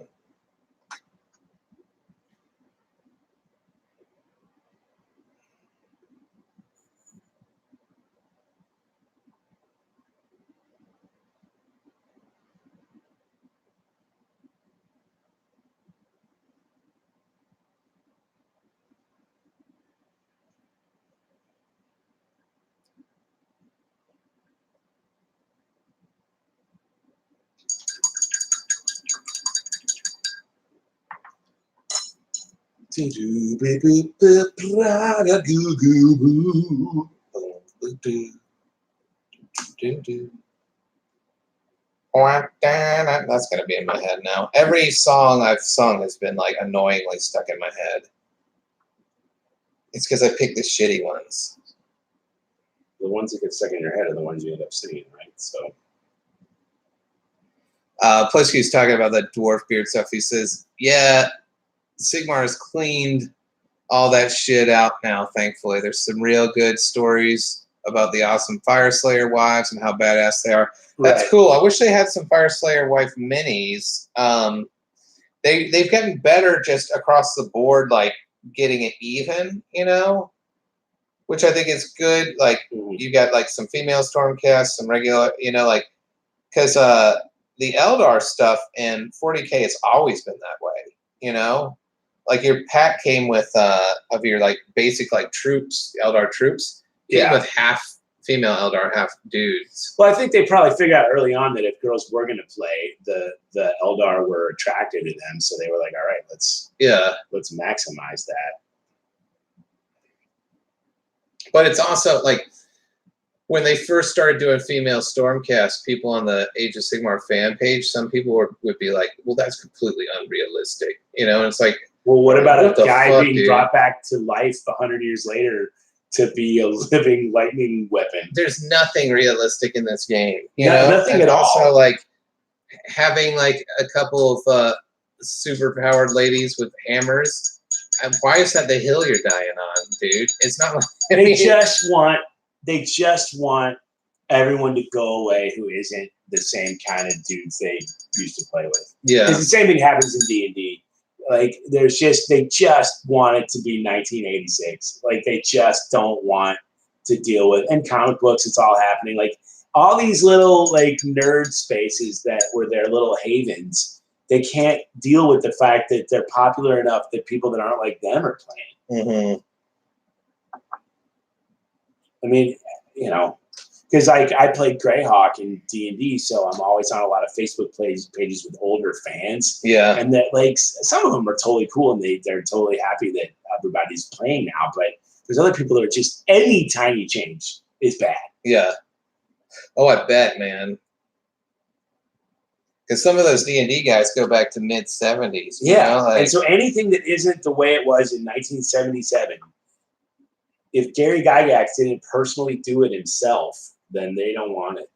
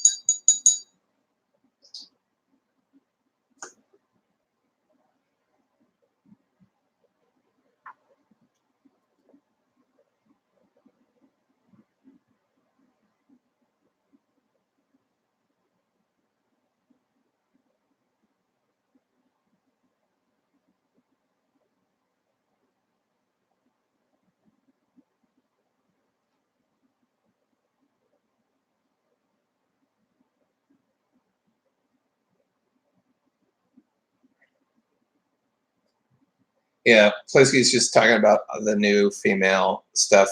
It seems pretty evenly split now.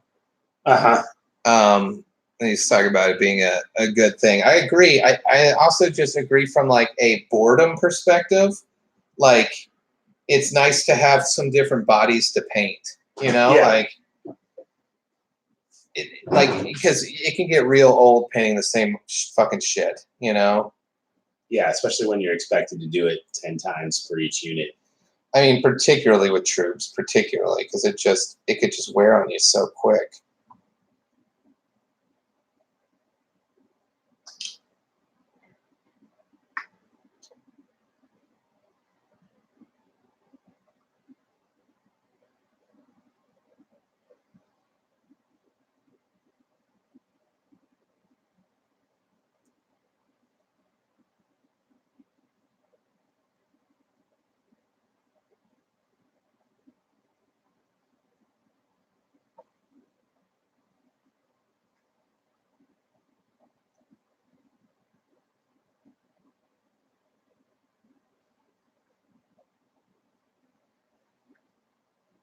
We're at the low right now where we're into it. Where we're actually painting. Yeah. You know, it's got to happen. It's kind of why we're doing this, right? Yeah. I mean, they expect it. All painting chats end up being like this. Oh, really? There's always a point where it's like, oh, they're painting now. It's understood. It used to be like that. There was this place in Chinatown in Chicago I would eat at all the time called Lao Szechuan. Mm-hmm. It was fucking awesome. They did this dried chili chicken that was off the hook. It was like fried chicken with red chili peppers just cooked with it. Yeah. Fried at the same time as it. Do you need to jerk off? No, but I would bring people there all the time and tell them how awesome it was, right? And then, like, for the first 10 minutes, like, we'd be having a great time, and then I was just silent. Totally silent. Yeah, I wish, like, you didn't have to go to Chinatown or San Gabriel to get good Chinese in LA, but you really do. The restaurants aren't as good as they are in Chicago. There's Thai everywhere that's awesome, and Korean, but they don't have... For the amount of Chinese people here, you would think that there would be better Chinese food options. I think that across the board, the restaurants are better in Chicago. I don't agree. I think there's some awesome shit here in LA, yeah. I think the restaurants in Chicago are great, but I don't think that makes them... I don't think they're better. I always thought they were better. Like, so anytime someone would recommend like a place to us or whatever out here, I'd always be like, fuck. You know, it never blew me away. Oh, there's a lot of places that blow me away out here. Bestia is incredible. Babel is incredible. Pizzados tacos are awesome. Fucking Wexler's Deli. Fucking Langer's. There's so many good places out here, man. We went foodie crazy the last couple of years. That's why me and Angie both aren't in the shape we were in our weddings. Yeah, I think there's a lot of great. I mean, we'll fucking start taking you places. If you really don't think you've had good LA food, we can. I don't think we have. You know, like we've always been disappointed. You know. All right, we will definitely undisappoint you. Odium is incredible.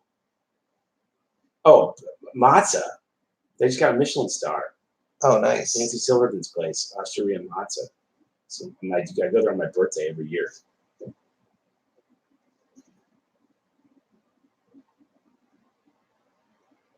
Yeah, we got real bummed out because, like, there were places in Chicago we would go where we would be like, God damn it, this is so good, you know? Oh, we definitely. I'm seriously, we can fix that.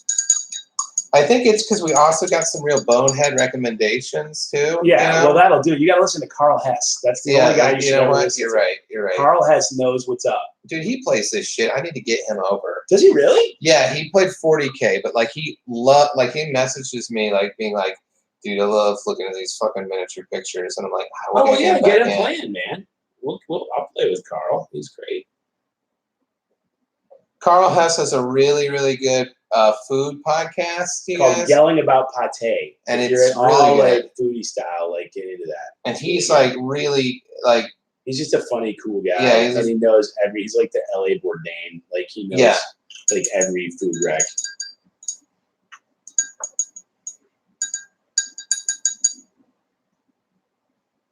This guy's just about done. Just about fun. It's just about fun. Oh no, Noel. Where is you? Agrax? So that's shade. Do you miss people posting pictures of them spilling Earthshade everywhere? Me? I miss I hate me doing that, like, because I'll fucking spill this shit out. Do you remember when everyone was posting pictures of that? Yeah. People got mad too. They're like, "Fuck, man! Oh, we get it. You spill Earthshade." then I was like, "Yeah." Can you imagine having the time to comment negatively on a fucking Warhammer meme? I don't know. Yeah, I mean, I can. Can you imagine going, I gotta weigh in. I feel like my perspective is needed here. Dude, I've never understood the people who are like, "Hey, man, I just came here to offer you guys some unsolicited criticism and to tell you that I hate this thing." You know, like, it's so crazy. Thank you.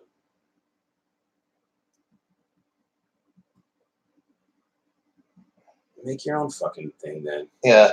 With that kind of person, it's like, yeah, it's cool that you hated that Agrax Earthshade getting spilled. Yeah. But, like, what are the chances that that guy's dick stinks to high heaven? You know, like 100 to 1? Like, or, what, I mean, what are the things that you could have been doing? List them all.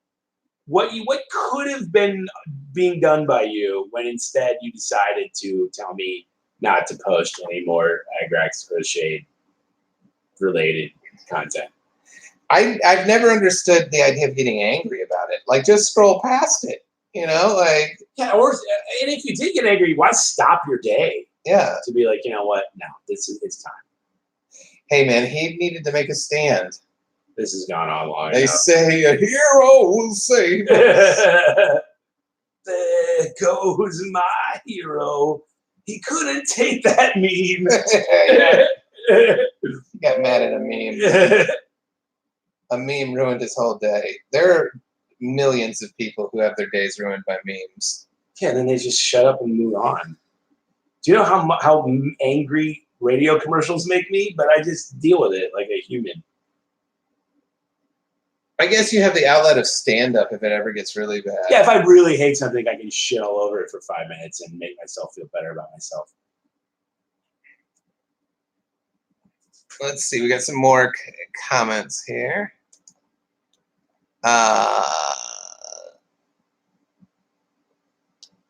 That's getting hidden by that. Okay. John says, hello, love listening to you guys talk. I love your name. It's so cool. Can't wait for more podcasts. A new one. We just recorded one. We just did last one. night. It's coming out. We just did one. It's, I think you like it. We liked it anyway. I had a good time.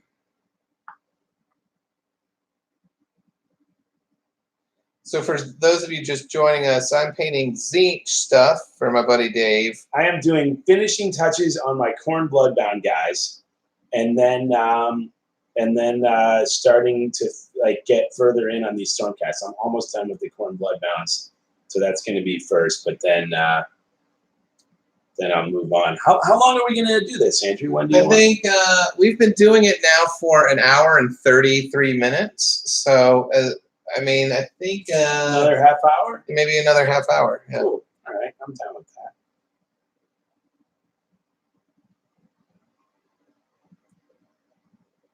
that. Thanks for bringing over this. It makes it much easier. Yeah. And then I'll look at some webcams that have a better. Also, yeah, you're gonna have to check out my faces soon. I'm almost at that point where that's what's got to get done.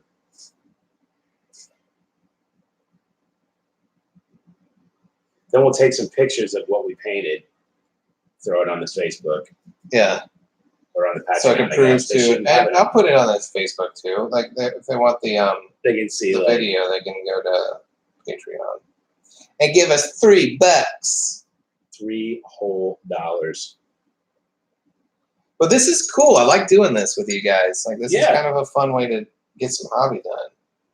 Yeah, it's a lot better than just sitting there in my room swearing at myself. Do you swear at yourself? Do you get mad? When I fucking fuck up an eye or a face thing that's really delicate. Or when I say I've done all the gold and I gotta paint the cape. Yeah. And then I put blue on the gold part. I fucking swear. Hate that? Yeah, I fucking swear at myself. Dude, how funny was it that chick told you to stop swearing at the fucking... Oh, at the, yeah. All right. I mean, I get it, but also like everyone there was 50. I know, like there weren't any kids there. Literally, everyone was 50. I was the youngest person there. I'm serious. These old guys have delicate ears, Andrew.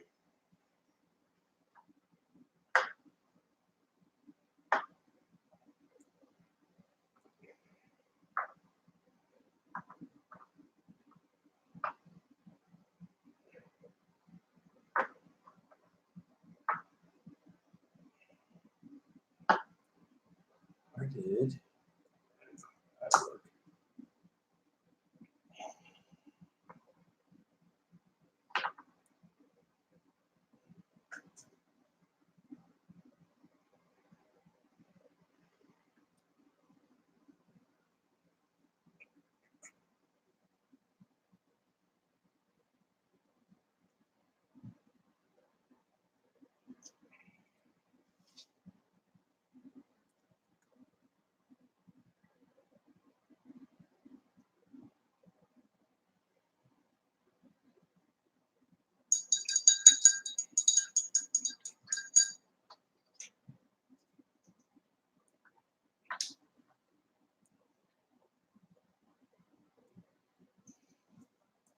Have you played Divinity at all? I played it for a little bit. It's hard for me to stick with something like that, man. Really? Because it's just like a D&D adventure. I know, but I don't have the bandwidth, the attention span to play those. I mean, I bought The Witcher. I was all excited. It was cool, and then like I played it like twice, and dude, it's so cool. I just couldn't. I never finished Skyrim. I just don't have. I didn't finish Skyrim on purpose because I never wanted it to end. Yeah, I'm the opposite. I'm like, yeah, I'm good. This was fun. I don't have the attention span. Like Ange is now like competitive level Overwatch, and I like it too. But I could never play as much as she did. Like she's awesome at it now. Yeah, she's in the beta test right now for the new format. Oh, that's cool. Does she have a pro ranking on the? Yeah, she got a ranking and everything. That's so cool. It's good. Right now, let me get a little flayed one flush going, you know, Have you guys ever watched the live shows? Yeah, we've watched the streams. We've watched the LA Gladiators. Isn't that crazy? That's what I thought would be the ultimate cool thing when I was a kid. Being a pro video game guy. Yeah, and then I look at it and I'm like, no thanks. But it's still. Imagine the pressure. If I was a kid, I would think it was the coolest fucking thing ever. Yeah, the pressure's. But it wouldn't be fun anymore, right? Because it's just like I have to win. Like, what if this was your job and like you had to like go to tournaments and win the Golden Demon, or you were broke? Oh God, I don't know. I don't know if I could handle that. Like how in Uncle Buck he has to cheat at horse racing once a year. Yeah, it'd be just like that. I'd probably hate it. You don't have to monetize everything, you know, like. Right. I mean, I still love stand-up, but I mean, I don't love like having to sell myself every week to make sure I have enough money on it. You know what I mean? Like certain aspects of it that aren't just go and kill. Yeah. Are hard, you know, because it's a job. It's my real job. Yeah, that's what I was just tweeting about like a couple weeks ago. I was like, if you had told me that like the way for me to be a creative professional would mean that I'd also be running my own IT department on like 7 small businesses, right? Like I wouldn't know what to like. It's so different. Like all the different shit that you have to do. Like my buddy Tom is a stage magician in Chicago. Yeah, and he does like freak show stuff too, like sword sawing and like stepping on nails and stuff. Yeah. But like he was like, yeah, the amount of time I spend having to promo and book versus like actually doing what I do is like crazy. The difference, you know. Well, if there's nobody in the seats, what are you doing? Why are you doing this? Yeah. A friend of ours who we both know I was talking about that kind of stuff, and he's like, my whole thing. He's a comedian, and he was like, my whole thing is, I don't want to have to like set things up and schedule things. I just kind of want to show up where it's already set up for me and just be super funny. Well, I was like, that's everybody, man. Yeah, what do you? Who doesn't want that? Yeah, no shit, you want that. Yeah. How come people don't already know about my band? I want a genie to suck my dick too. Like that's not how it works. Like the reason you have to set it up is because those are the only people who get anything done. You know.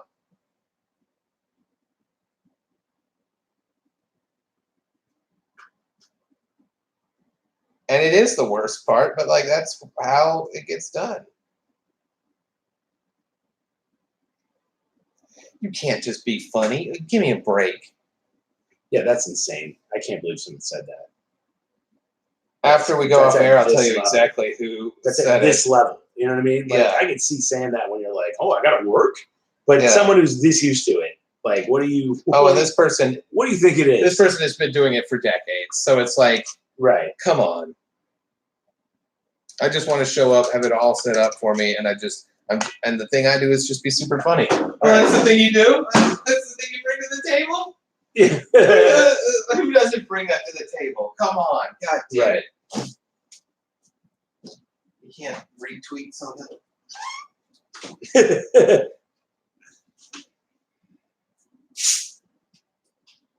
did I find that? Here it is. I'm meeting with a CPA at the end of the week for one of our podcasts. Yeah. And it's like, I don't want to do that either. That's one of the things you have to do, Yeah. Because come tax time, I don't want to be like, oh, God, here's $8,000, Right. I didn't want to go fucking edit clean versions of 6 of my bits to give to Sirius Radio. Mm-hmm. But if I don't do that, then what are they going to do? Just go record me because I'm funny? Yeah. Or they'd be like, don't worry about it, John. We'll send someone over to your apartment to do it for you. You just tell us the bit and we'll get it done. We'll get it on wax. We'll get someone to be you in the Matrix. And then my buddy Tom used to say, people act like fame aliens are going to come kidnap them. Right. They're just going to show up to their house. I think people just watch the ZZ Top video too many times when like the chick show up in the car and take him off to, I do think that some people think they do one show, and they're like, fuck, it should have, I've done like 10 shows already, Right. Some shit should have happened by now.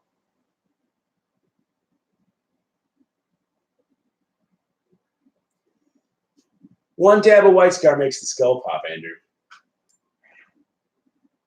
Oh, yeah? That's a good note. John says, have you guys checked out Darren Latham's mini painting tutorials on YouTube/Instagram? They seem pretty informative and I like the take on painting faces. No, but that sounds like something I should do. Thank you. I should do that. My take on painting faces is to suck in my gut and hold my breath and then see if I can get the details in. I like to make Andrew do it. Suck in your guts, guys. We're the Ghostbusters.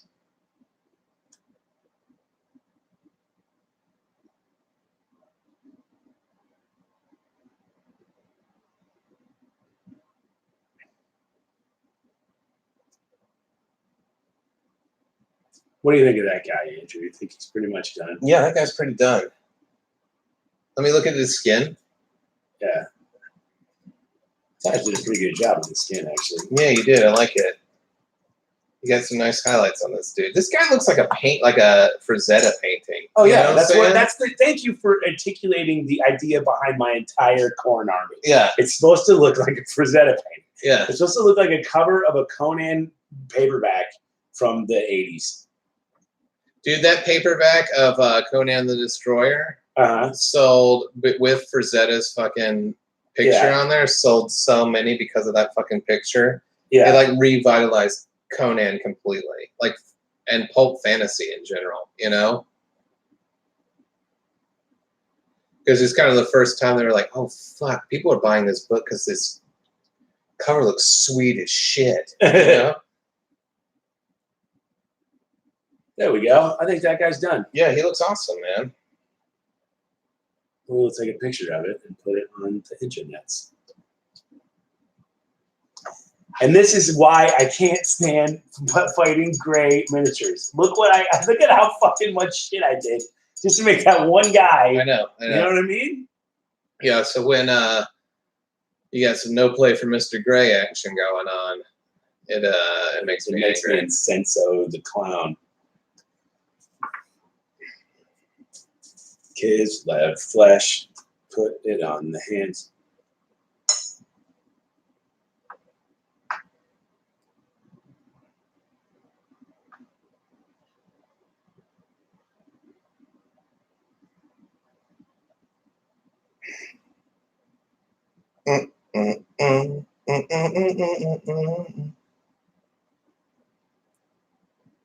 When I was a little kid, they told me to do this. I thought it was one of my teachers. I thought it was my mom, but I don't think it was. Some kids weren't like playing with me that used to play with me. Yeah. On the playground, and my teacher told me some song to sing to them.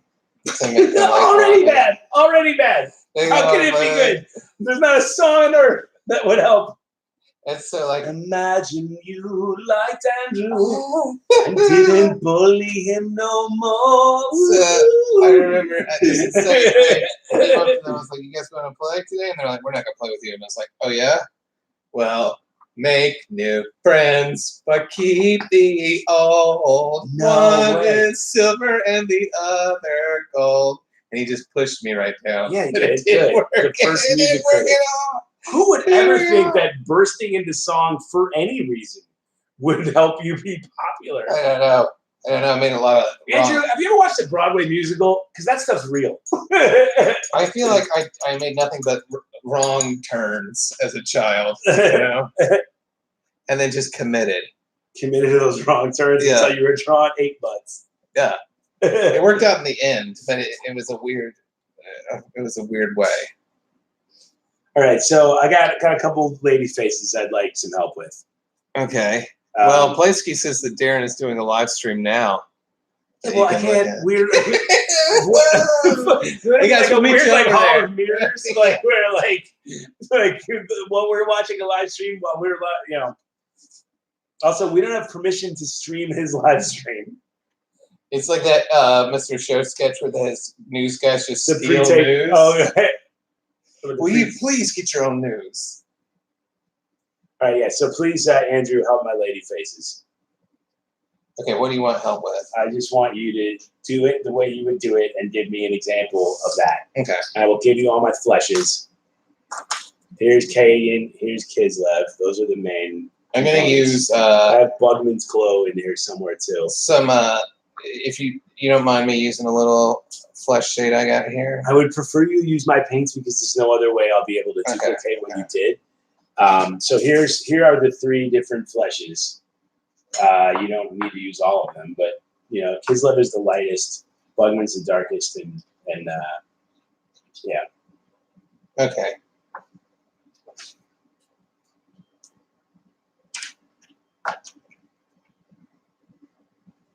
You got any medium? Medium what? What do you mean? Oh, Lamy and medium? Yeah. Yeah. I got some. I'm just making sure you have some. Oh, what do you do with it? I'm going to mix them together. Oh, craziness. So it's not so thick on the lady flesh, you know? You don't want it to build up. Andrew's helping me with my lady faces. Lady. Lady. A bad band. Sticks. We're named after the boatmen from Hades, and we sing songs like "Lady, Lady." And there's that Lionel Richie song. Baby, morning's just a moment away.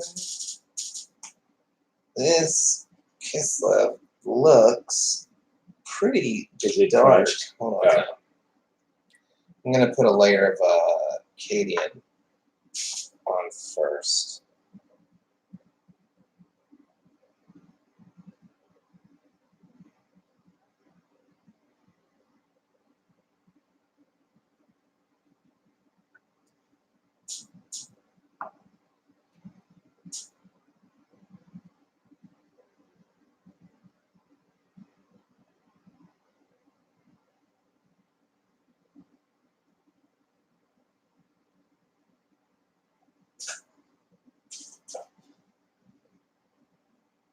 Here, I'm gonna get up in my kitchen and do this real quick.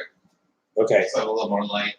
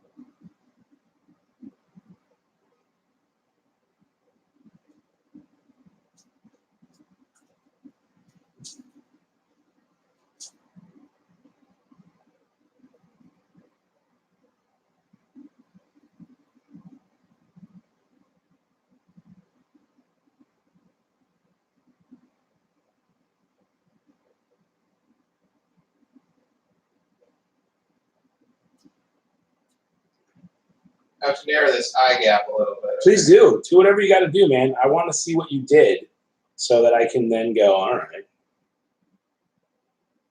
If you just give me the example, I'll be able to duplicate it.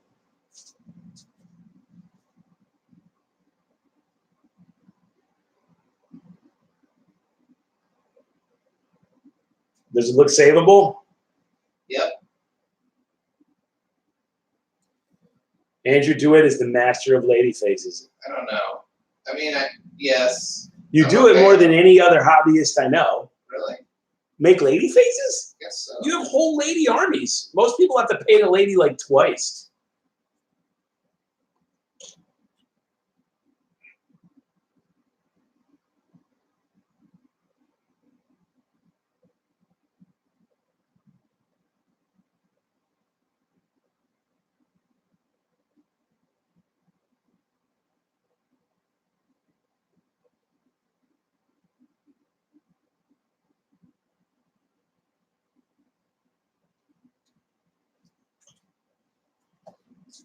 Let's see what he's saying. Oh, he's saying Buglands and Reichland, and you're done. I don't agree with that. I think for a Space Marine, maybe. I think you still need to do a Cadian flesh tone highlight and a Kislev super highlight. That's what I've done on all my faces. And for the guys, it's been a really good effect. I will put pictures of that on Facebook forthwith.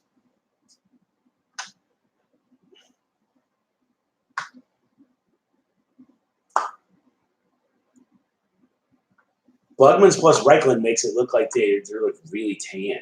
Yeah, I feel like that only works with rank and file like dirty dude troops. Guardsmen. Yeah.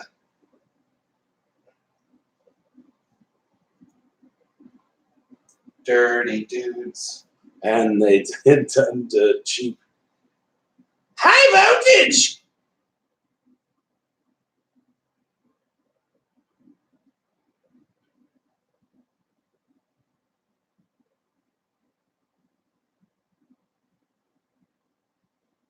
Dirty dudes. I'm going to be singing that a lot now, I think. I'm sorry. Dirty dudes. Dirty dude. Dirty dudes and their painted rude. Dirty dudes and their painted rude.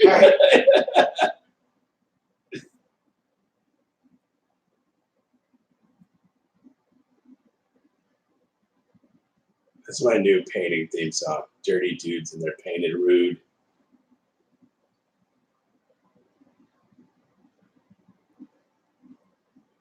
Okay, now I'm going to start highlighting. I'm working around your eyes a little bit to keep some of what you did there, but like you might need to touch up a little bit because it's a lot of. I'm okay with that. You have a lot of white that you put down for those eyes. Too They're a much. little big. They're a little bigger than they need to be. Yeah. Okay. Dirty dudes and their painted rude.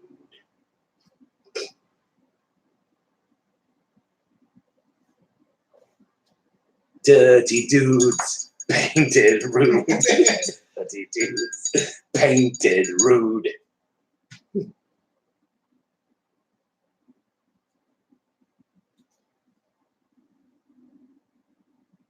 Dirty dudes and the painted rude.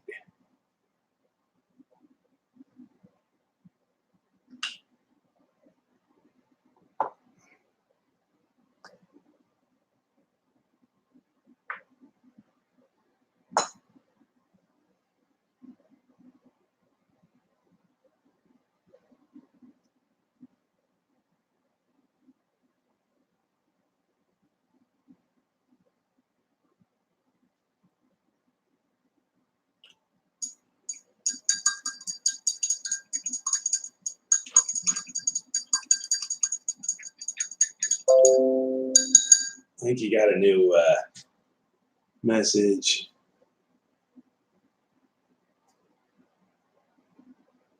I'll check it in a second. Let's see. How's it look? It's starting to get there. All right. Yeah, it sure is. Let's see here. If you start from a white like Corax or Wraithbone and do right line thin, you get more control and can build up the tones. Yep, I agree. I think who was doing that? Mango Miniatures was doing that. Al Gore. Mango Miniatures did that for Witch Elf.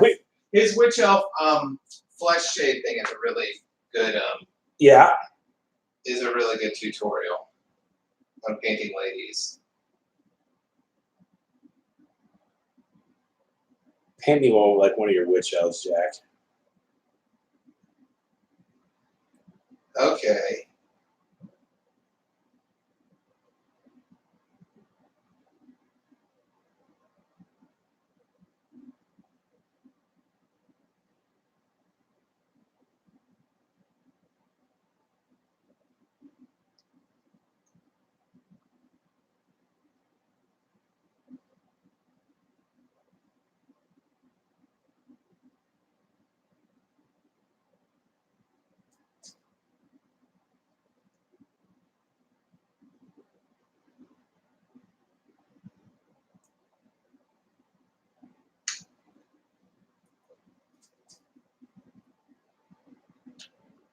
Okay, and now I'm just going to put some a little bit of lip stuff on them. You got any kind of reddish? Yes, I do actually. Hold on a second. Let me just finish brass scorpioning this guy. And then what about Screamer? That's pretty dark. Mephiston red? Sure. How about Evil Sun Scarlet? Let's do that. And I'm mixing it with, what is your lightest that you have here? I'm mixing it with Kislev. Okay.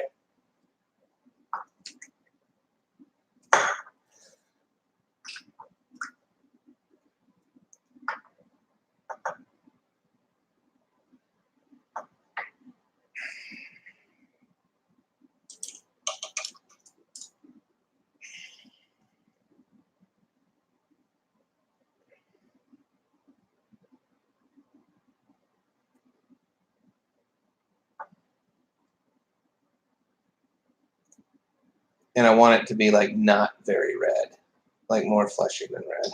because otherwise it looks like she's got makeup on, you know? Yeah. Oh, This isn't what you're... this isn't a phone number I recognize. You getting a lot of robocalls these days? Yeah, dude. Yeah. They deregulated that shit in a hurry, huh? Sure, they got paid off.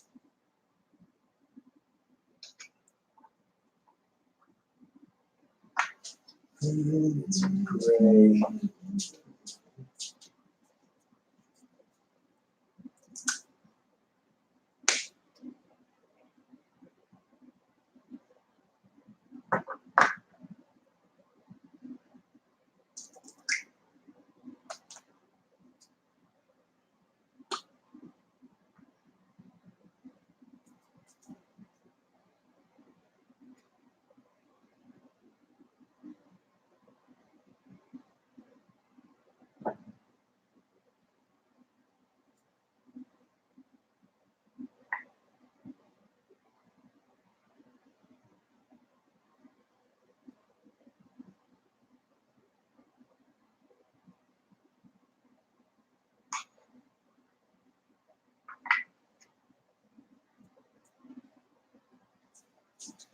All right, it's almost ready for you to do pupils on it.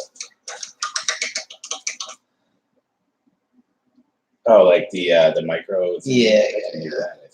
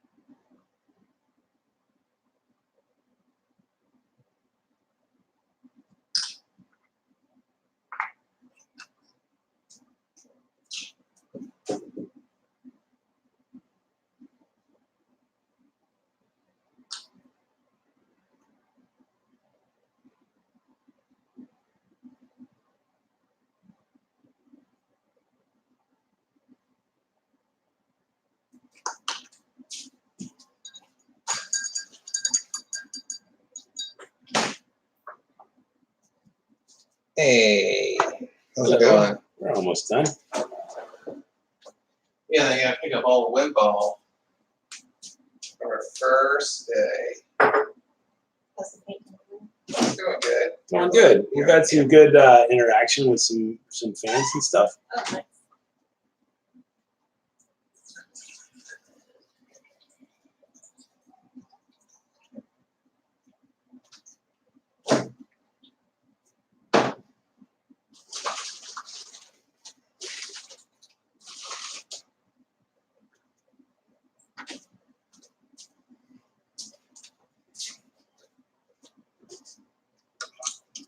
See if there's any new comments.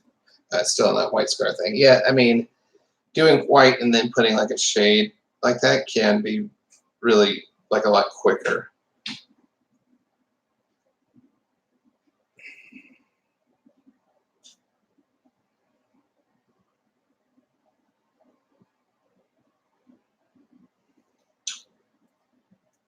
Where's that?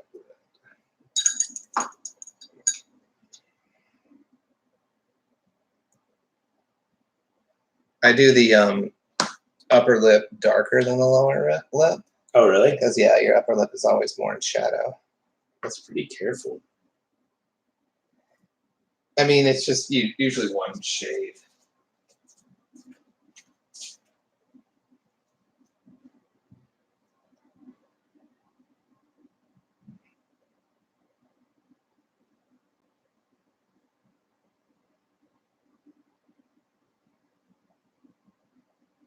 But if you have to pick between the two, just do the lower lip. Like if you don't think you're gonna get a lot of detail, do the lower lip because otherwise it'll be too. Sometimes you end up painting that whole up, like all the way up to the nose. Yeah. Which is what you want to do.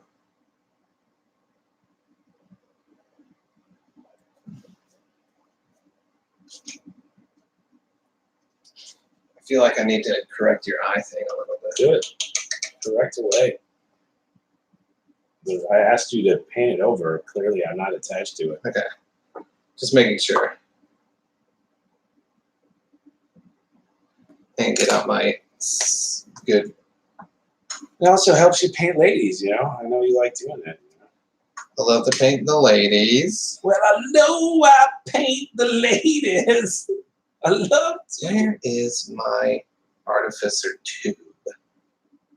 Oh, here it is.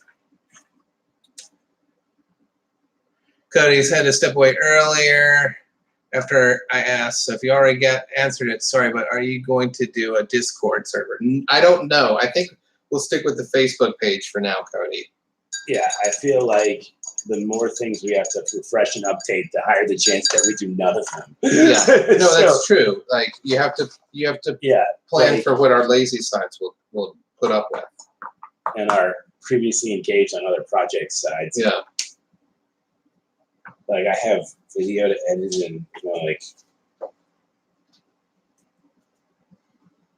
and I gotta go to fucking Kansas and Oklahoma.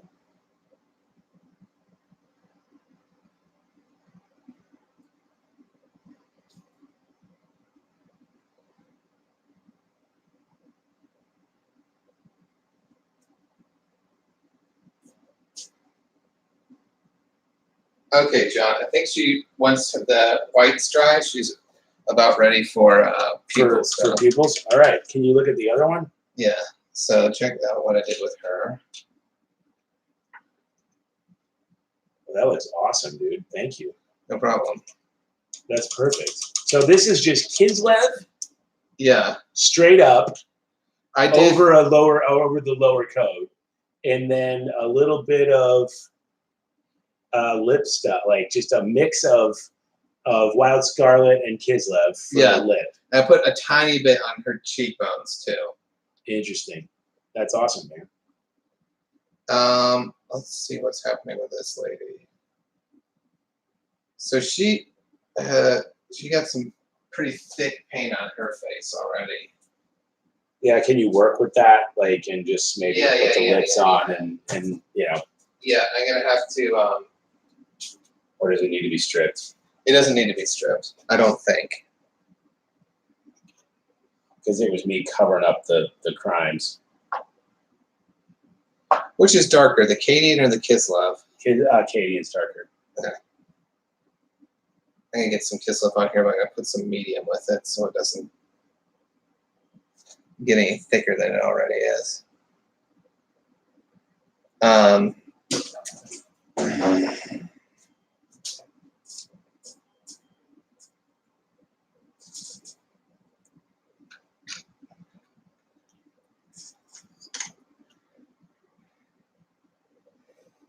Cody says that makes total sense. Yeah. Sorry, Cody. A lot of people like the Discord server thing. I think just because we started with the Facebook stuff, that's what we're going to do for now. I've never used a Discord server. I know they're popular, but I only know about it for like gaming and shit. Like I've only seen it through like things like Reddit and stuff.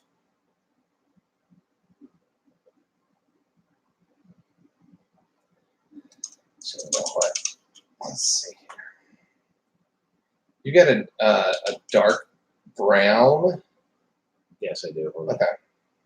What's that going to be for? So I'm going to paint her eye sockets with the dark brown. Okay. Then I'll go back in and I'll put up, like I can give her raccoon eyes.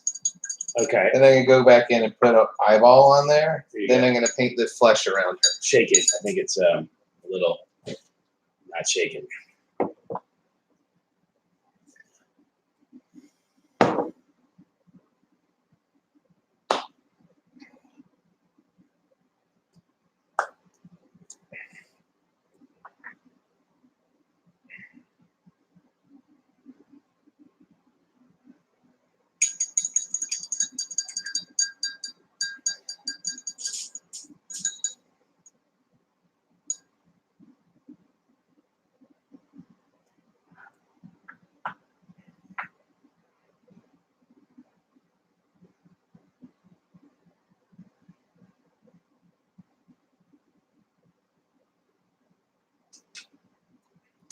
Okay, John, so yes. You see, I'm trying to save her face by doing these raccoon eyes first. Yeah, okay. Then I'm going to put the white inside put the white inside it and then do the flush around that as a way to kind of like got it. Fix it a little bit.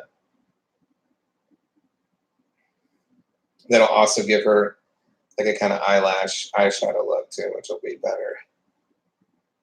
And it'll cover up the excess paint.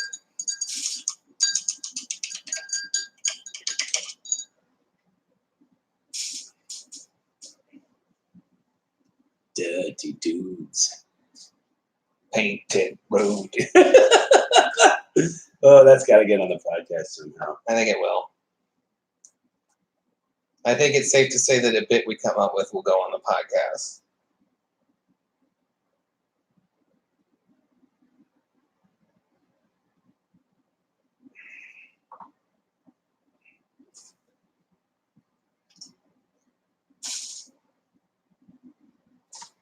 Painted rude.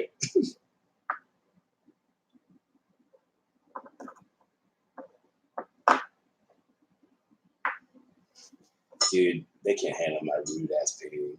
So rude. You can't handle the rude.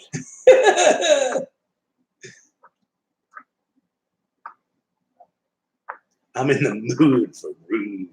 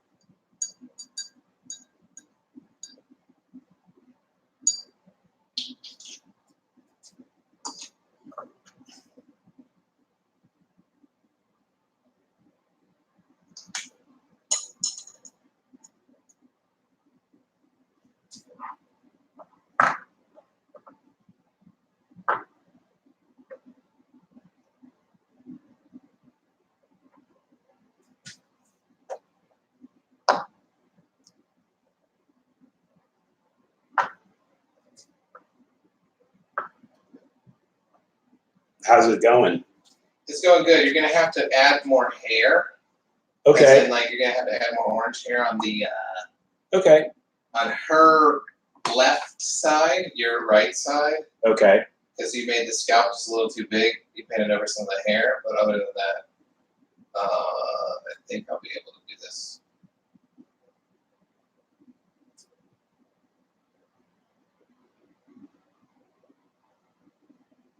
How's it going with your stuff, dude? It's good, man. I'm just trying to get these weapons right, and I'm just kind of fucking with the paint scheme. So I'm just not all sure whether I like the colors completely, but I'm getting there. When you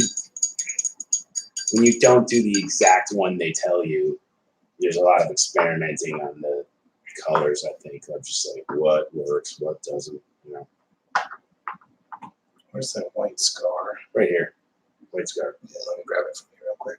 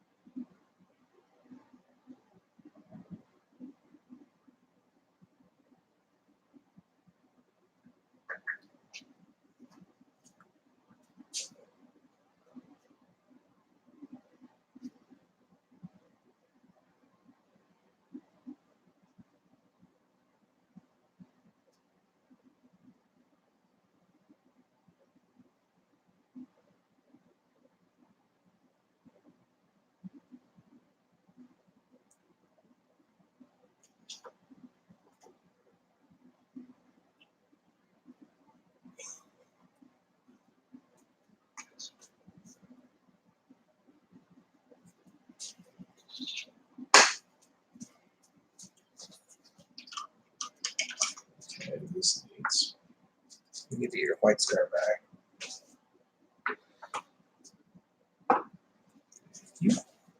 We're in it now, guys. We're in the super detail parts right now. Yeah, like we're actually doing hard things.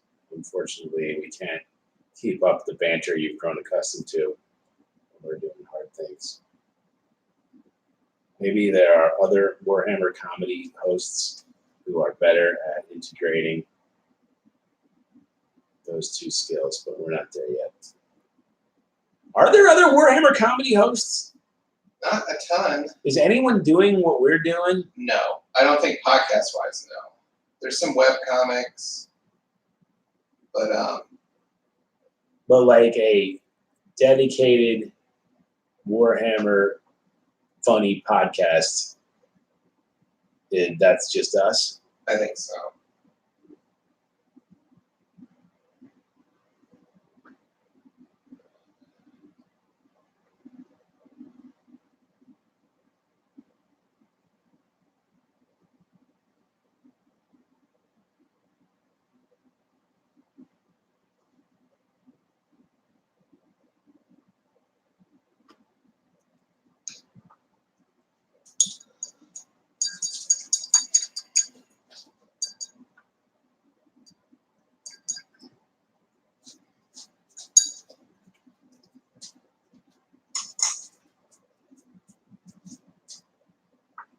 Dirty dudes and the painted road. So stupid, it's funny. I know. I don't know why I think it's so funny.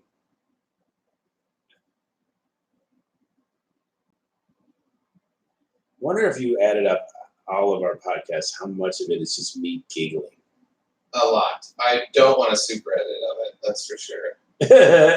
You know? Like, I think that might drive me crazy. But yeah, it's probably a lot. Already dried. Oh, jeez.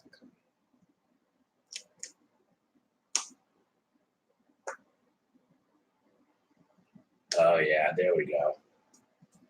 Pop the spikes. Yeah, that guy's awesome.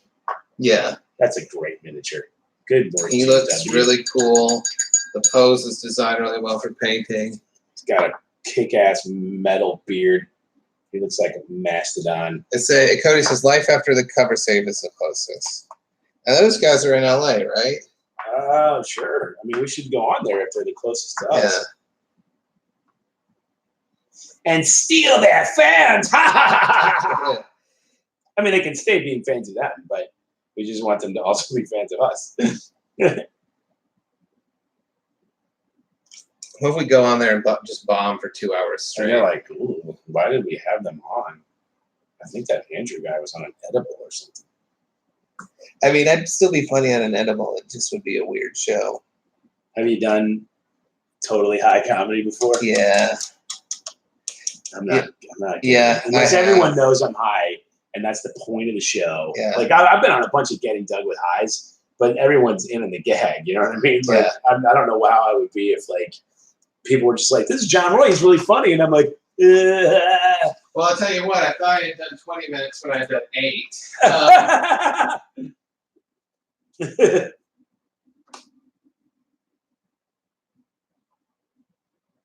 Now, had you done the amount of material that would have normally taken you 20? No. Okay. It's just I got into like a really long riff. Yeah. That I thought was long. But it wasn't? I guess it was like 2 seconds, you know? I was like, is that my time? And they're like, no, you have 12 more minutes. That's with the Putterball sisters. They had a show. That's when that would happen. There's a magician who got everyone super high. Was this recently at Entertaining Julia? No, this was in Chicago. I'm about to do that new Entertaining Julia show. I'm at the Ice House tonight. Tell Beth Stelling I said hi if she's at it. I will.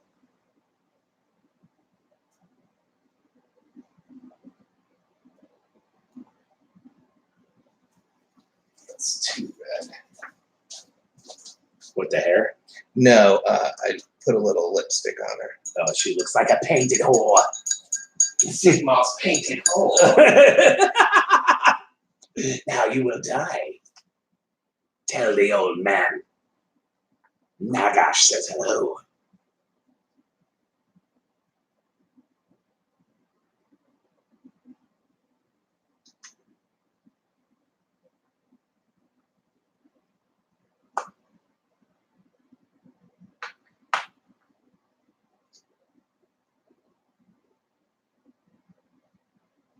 Nagash must be so mad that they're discontinuing Toon Kings.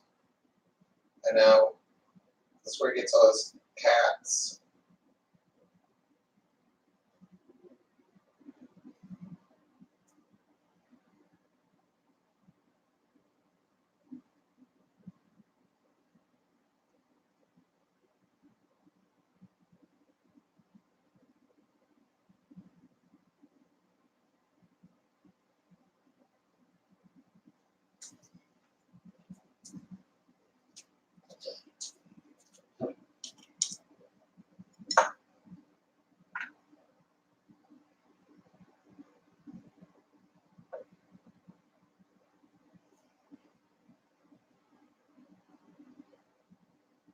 That was too wet.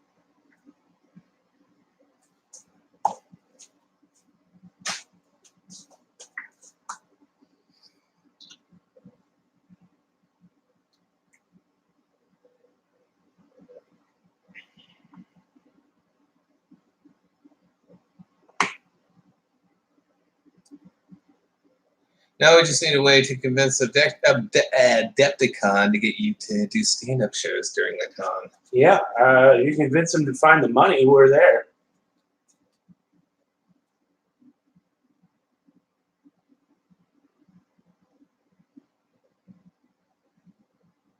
And it's not that we're greedy. It's just we'd have to go to Chicago. It's not, and we'd have to block off other work. Yeah. To be able to do it. And yes, we would rather do that than, I would much rather do 20 minutes on Sigmar and assorted nerdery than do my regular act. But the regular act pays the bills until it doesn't, you know?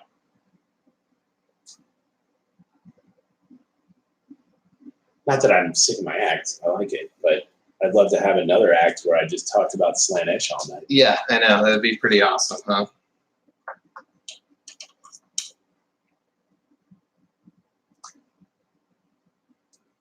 So I mix a little bit of the red with the Reichline and white to make a little bit of a lighter flesh for a highlight on her. She needs a little more lighter skin than the other one did.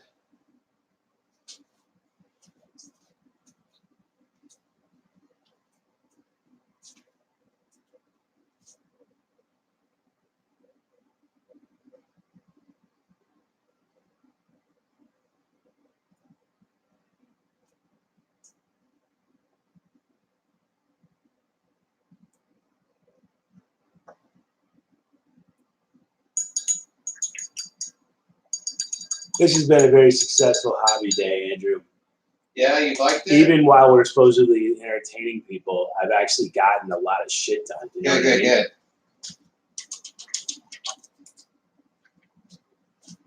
The white lens.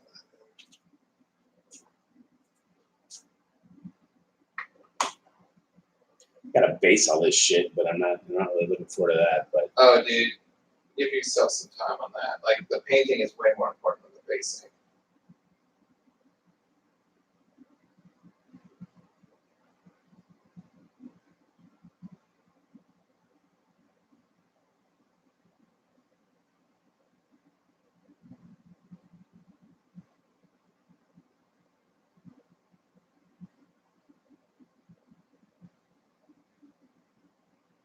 It's all about dirty dudes painted rude, bro.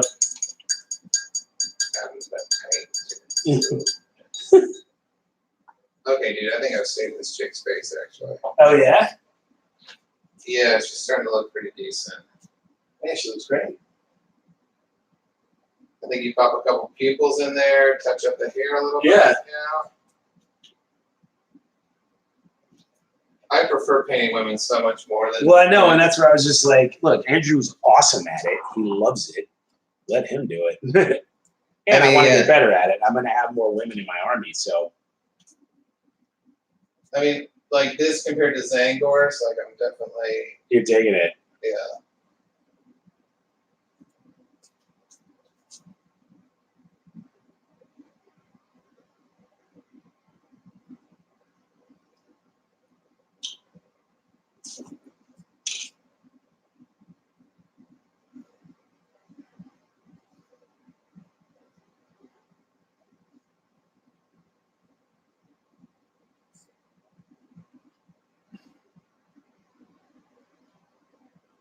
For my last trick, I will glue that chick's axe head back on.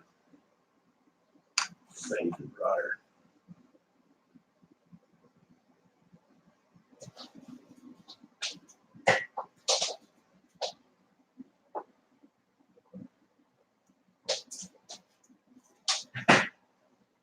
I'm gonna start putting stuff away too. Okay, cool. Because I think we're about to wrap it up, right? Yeah, we're getting close. Yeah. All right. Sorry if this part has been boring, guys. We actually had to like get in there and paint. No, I think they liked it. I think we did a good job with it. But yeah, we were definitely like a little more focused. Yeah.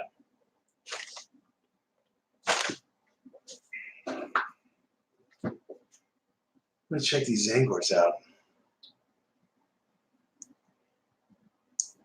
I'm getting there on them. It's just taking forever. What are the horns ultimately going to look like? I'm gonna wash them down, and I do a fade from like. Have you seen the way I do the tip. bones on my guys? Uh-uh. Here, that might help you out. I may actually have some information to impart. So see this?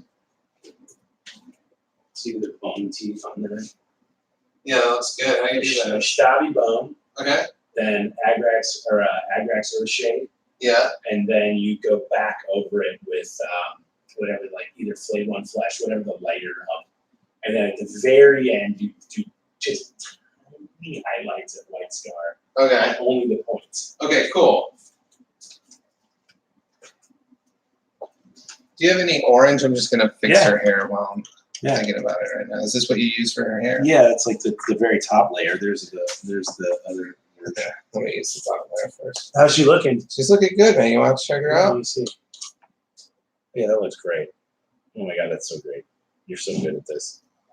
Thanks, man. You have saved my ladies. We get her hairline back to normal.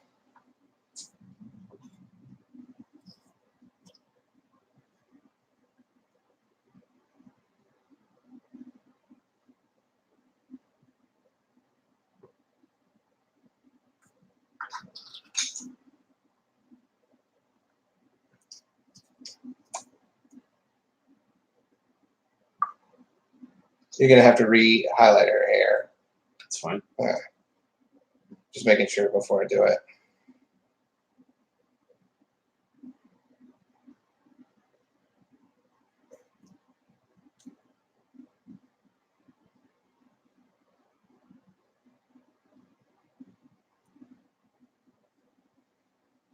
Just so when I hand you like a thing with just orange hair, you'll know that you gotta like wash it. And stuff, you know? Right. I got it.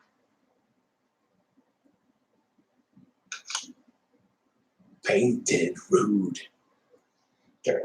Do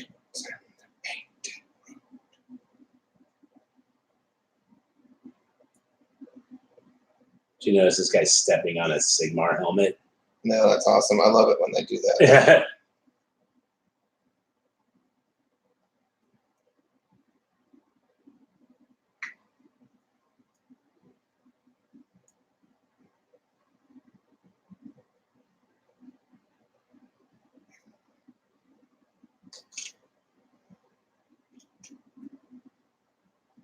Dirty dudes and the painted wood.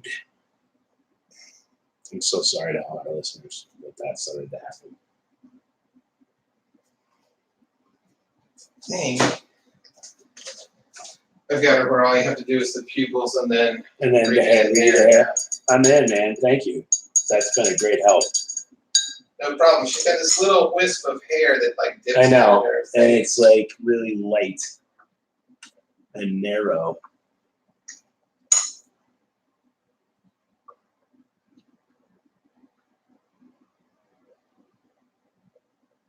I got it.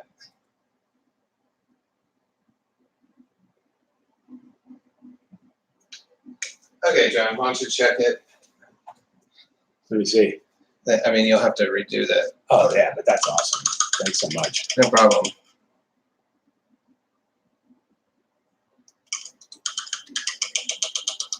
Because it's just the tiniest little thing of hair, like going over her eyebrow, you know?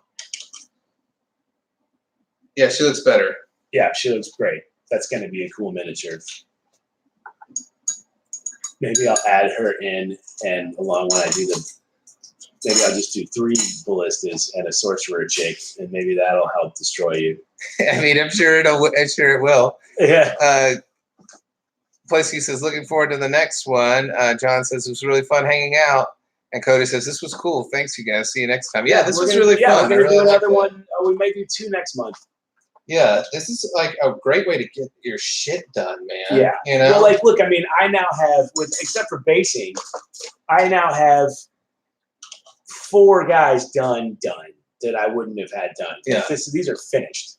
I mean, when you say that that's a finished guy. That guy's finished, yeah, for sure. Those guys are finished. Let me make sure you have your paints back and the tops are on securely. And these are at least as good as my, like, if I compare them to the other guys, I mean, they're better, actually. I think I've gotten better. What would you say? Oh, dude, that ended up looking good, man. Looks great. It looks amazing. What would you, I think it's an improvement, right? Oh, yeah, big time. From my original dudes? Definitely. Oh, there's one more little thing I got to paint while the paints are out. This bad boy here. This is mine. These 2 are yours.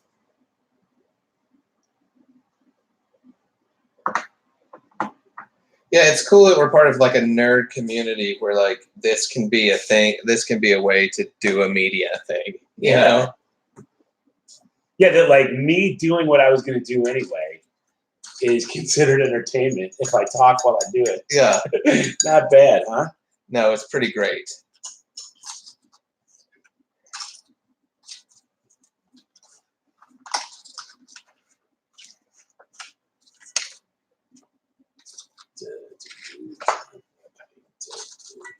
I'm going to put these under the sink. Okay.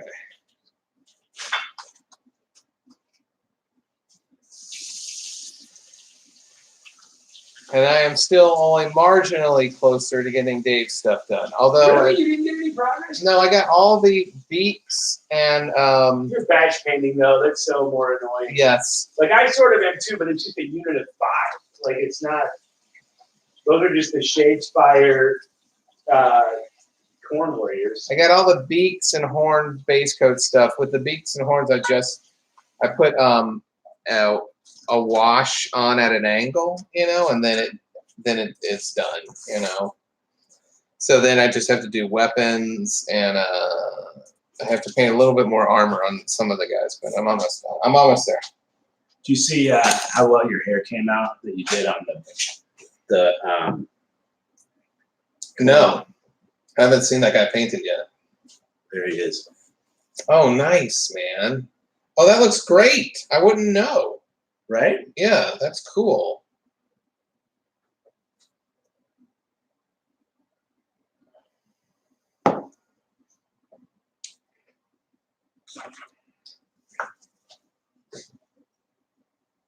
Very good. All right. I feel like I'm back in it, right? You know, Yeah, you take a long break and you're like, do I even know how to paint anymore? So in the future, John, the reason I put these over the plates was so that you could just. Oh shit! I'm sorry. Did I ruin it? No, it's fine. I just need to scrub it. Oh, that's a good idea. So instead of washing the plates, scrubbing the paint off the plates, you paint on the. I'm sorry. I totally didn't get it.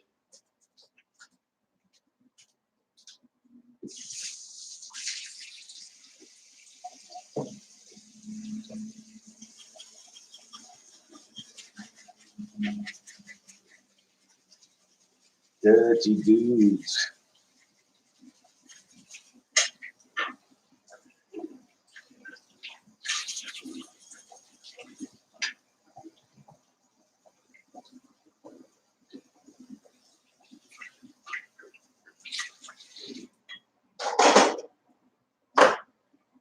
So, Painting Ladies Faces 101 is just Kislev flesh. Yeah. With Lamia medium. What are you basing it? I base it with Bugman's. That's my. Yeah. So still do that. Yes. But don't put the Reichland flesh wash on it. You can, but here's the deal. With lady faces, I feel like you don't want as deep a wash. Okay. So you don't want to see like lines on the side of the nose. So I would just say skip the Reichland then, because that's what that does. Yeah, I feel like it generally is helpful to not do that. At least that's what I do. A tiny bit of slightly pinker mixed with Kislev. Yeah. For the lip. For the lips, and sometimes I put a little bit on the cheeks. Okay. And then you just do your eyes white and. For the eyes, like it depends. I typically do like a that dark brown you have. Yeah. I do that over the entire socket. Interesting. Okay. Over the entire socket, and then when I go, particularly with ladies. So it does like an eyeliner. Yeah, exactly. So when I go back in with the white, then it's an eyeball with eyeliner. Yeah, I do. I got a bunch. So I think I got like a big sandwich. I have so many fucking paints, like. But that's what happens when you paint two armies. Yeah. Here, how about this? You think you can get a bunch in this? Oh, yeah. Get them all over. Well, you want to say goodbye to the people? Yeah, let's say goodbye to the nice people. Thank you. It's been nice painting with you guys around. We did get some work done. And we're going to do another one of these things. Yeah, and if you guys want to watch it later, it's posted up on our Patreon, so it'll stay there. And we will also upload photos. When I get home, I'm going to upload, or maybe we can do it right now, upload photos of what we painted today. So you can see like what this was all about. Well, bye, guys. Bye. Paint your shit. Don't be a dick, paint your shit. Yeah, you got to get that in.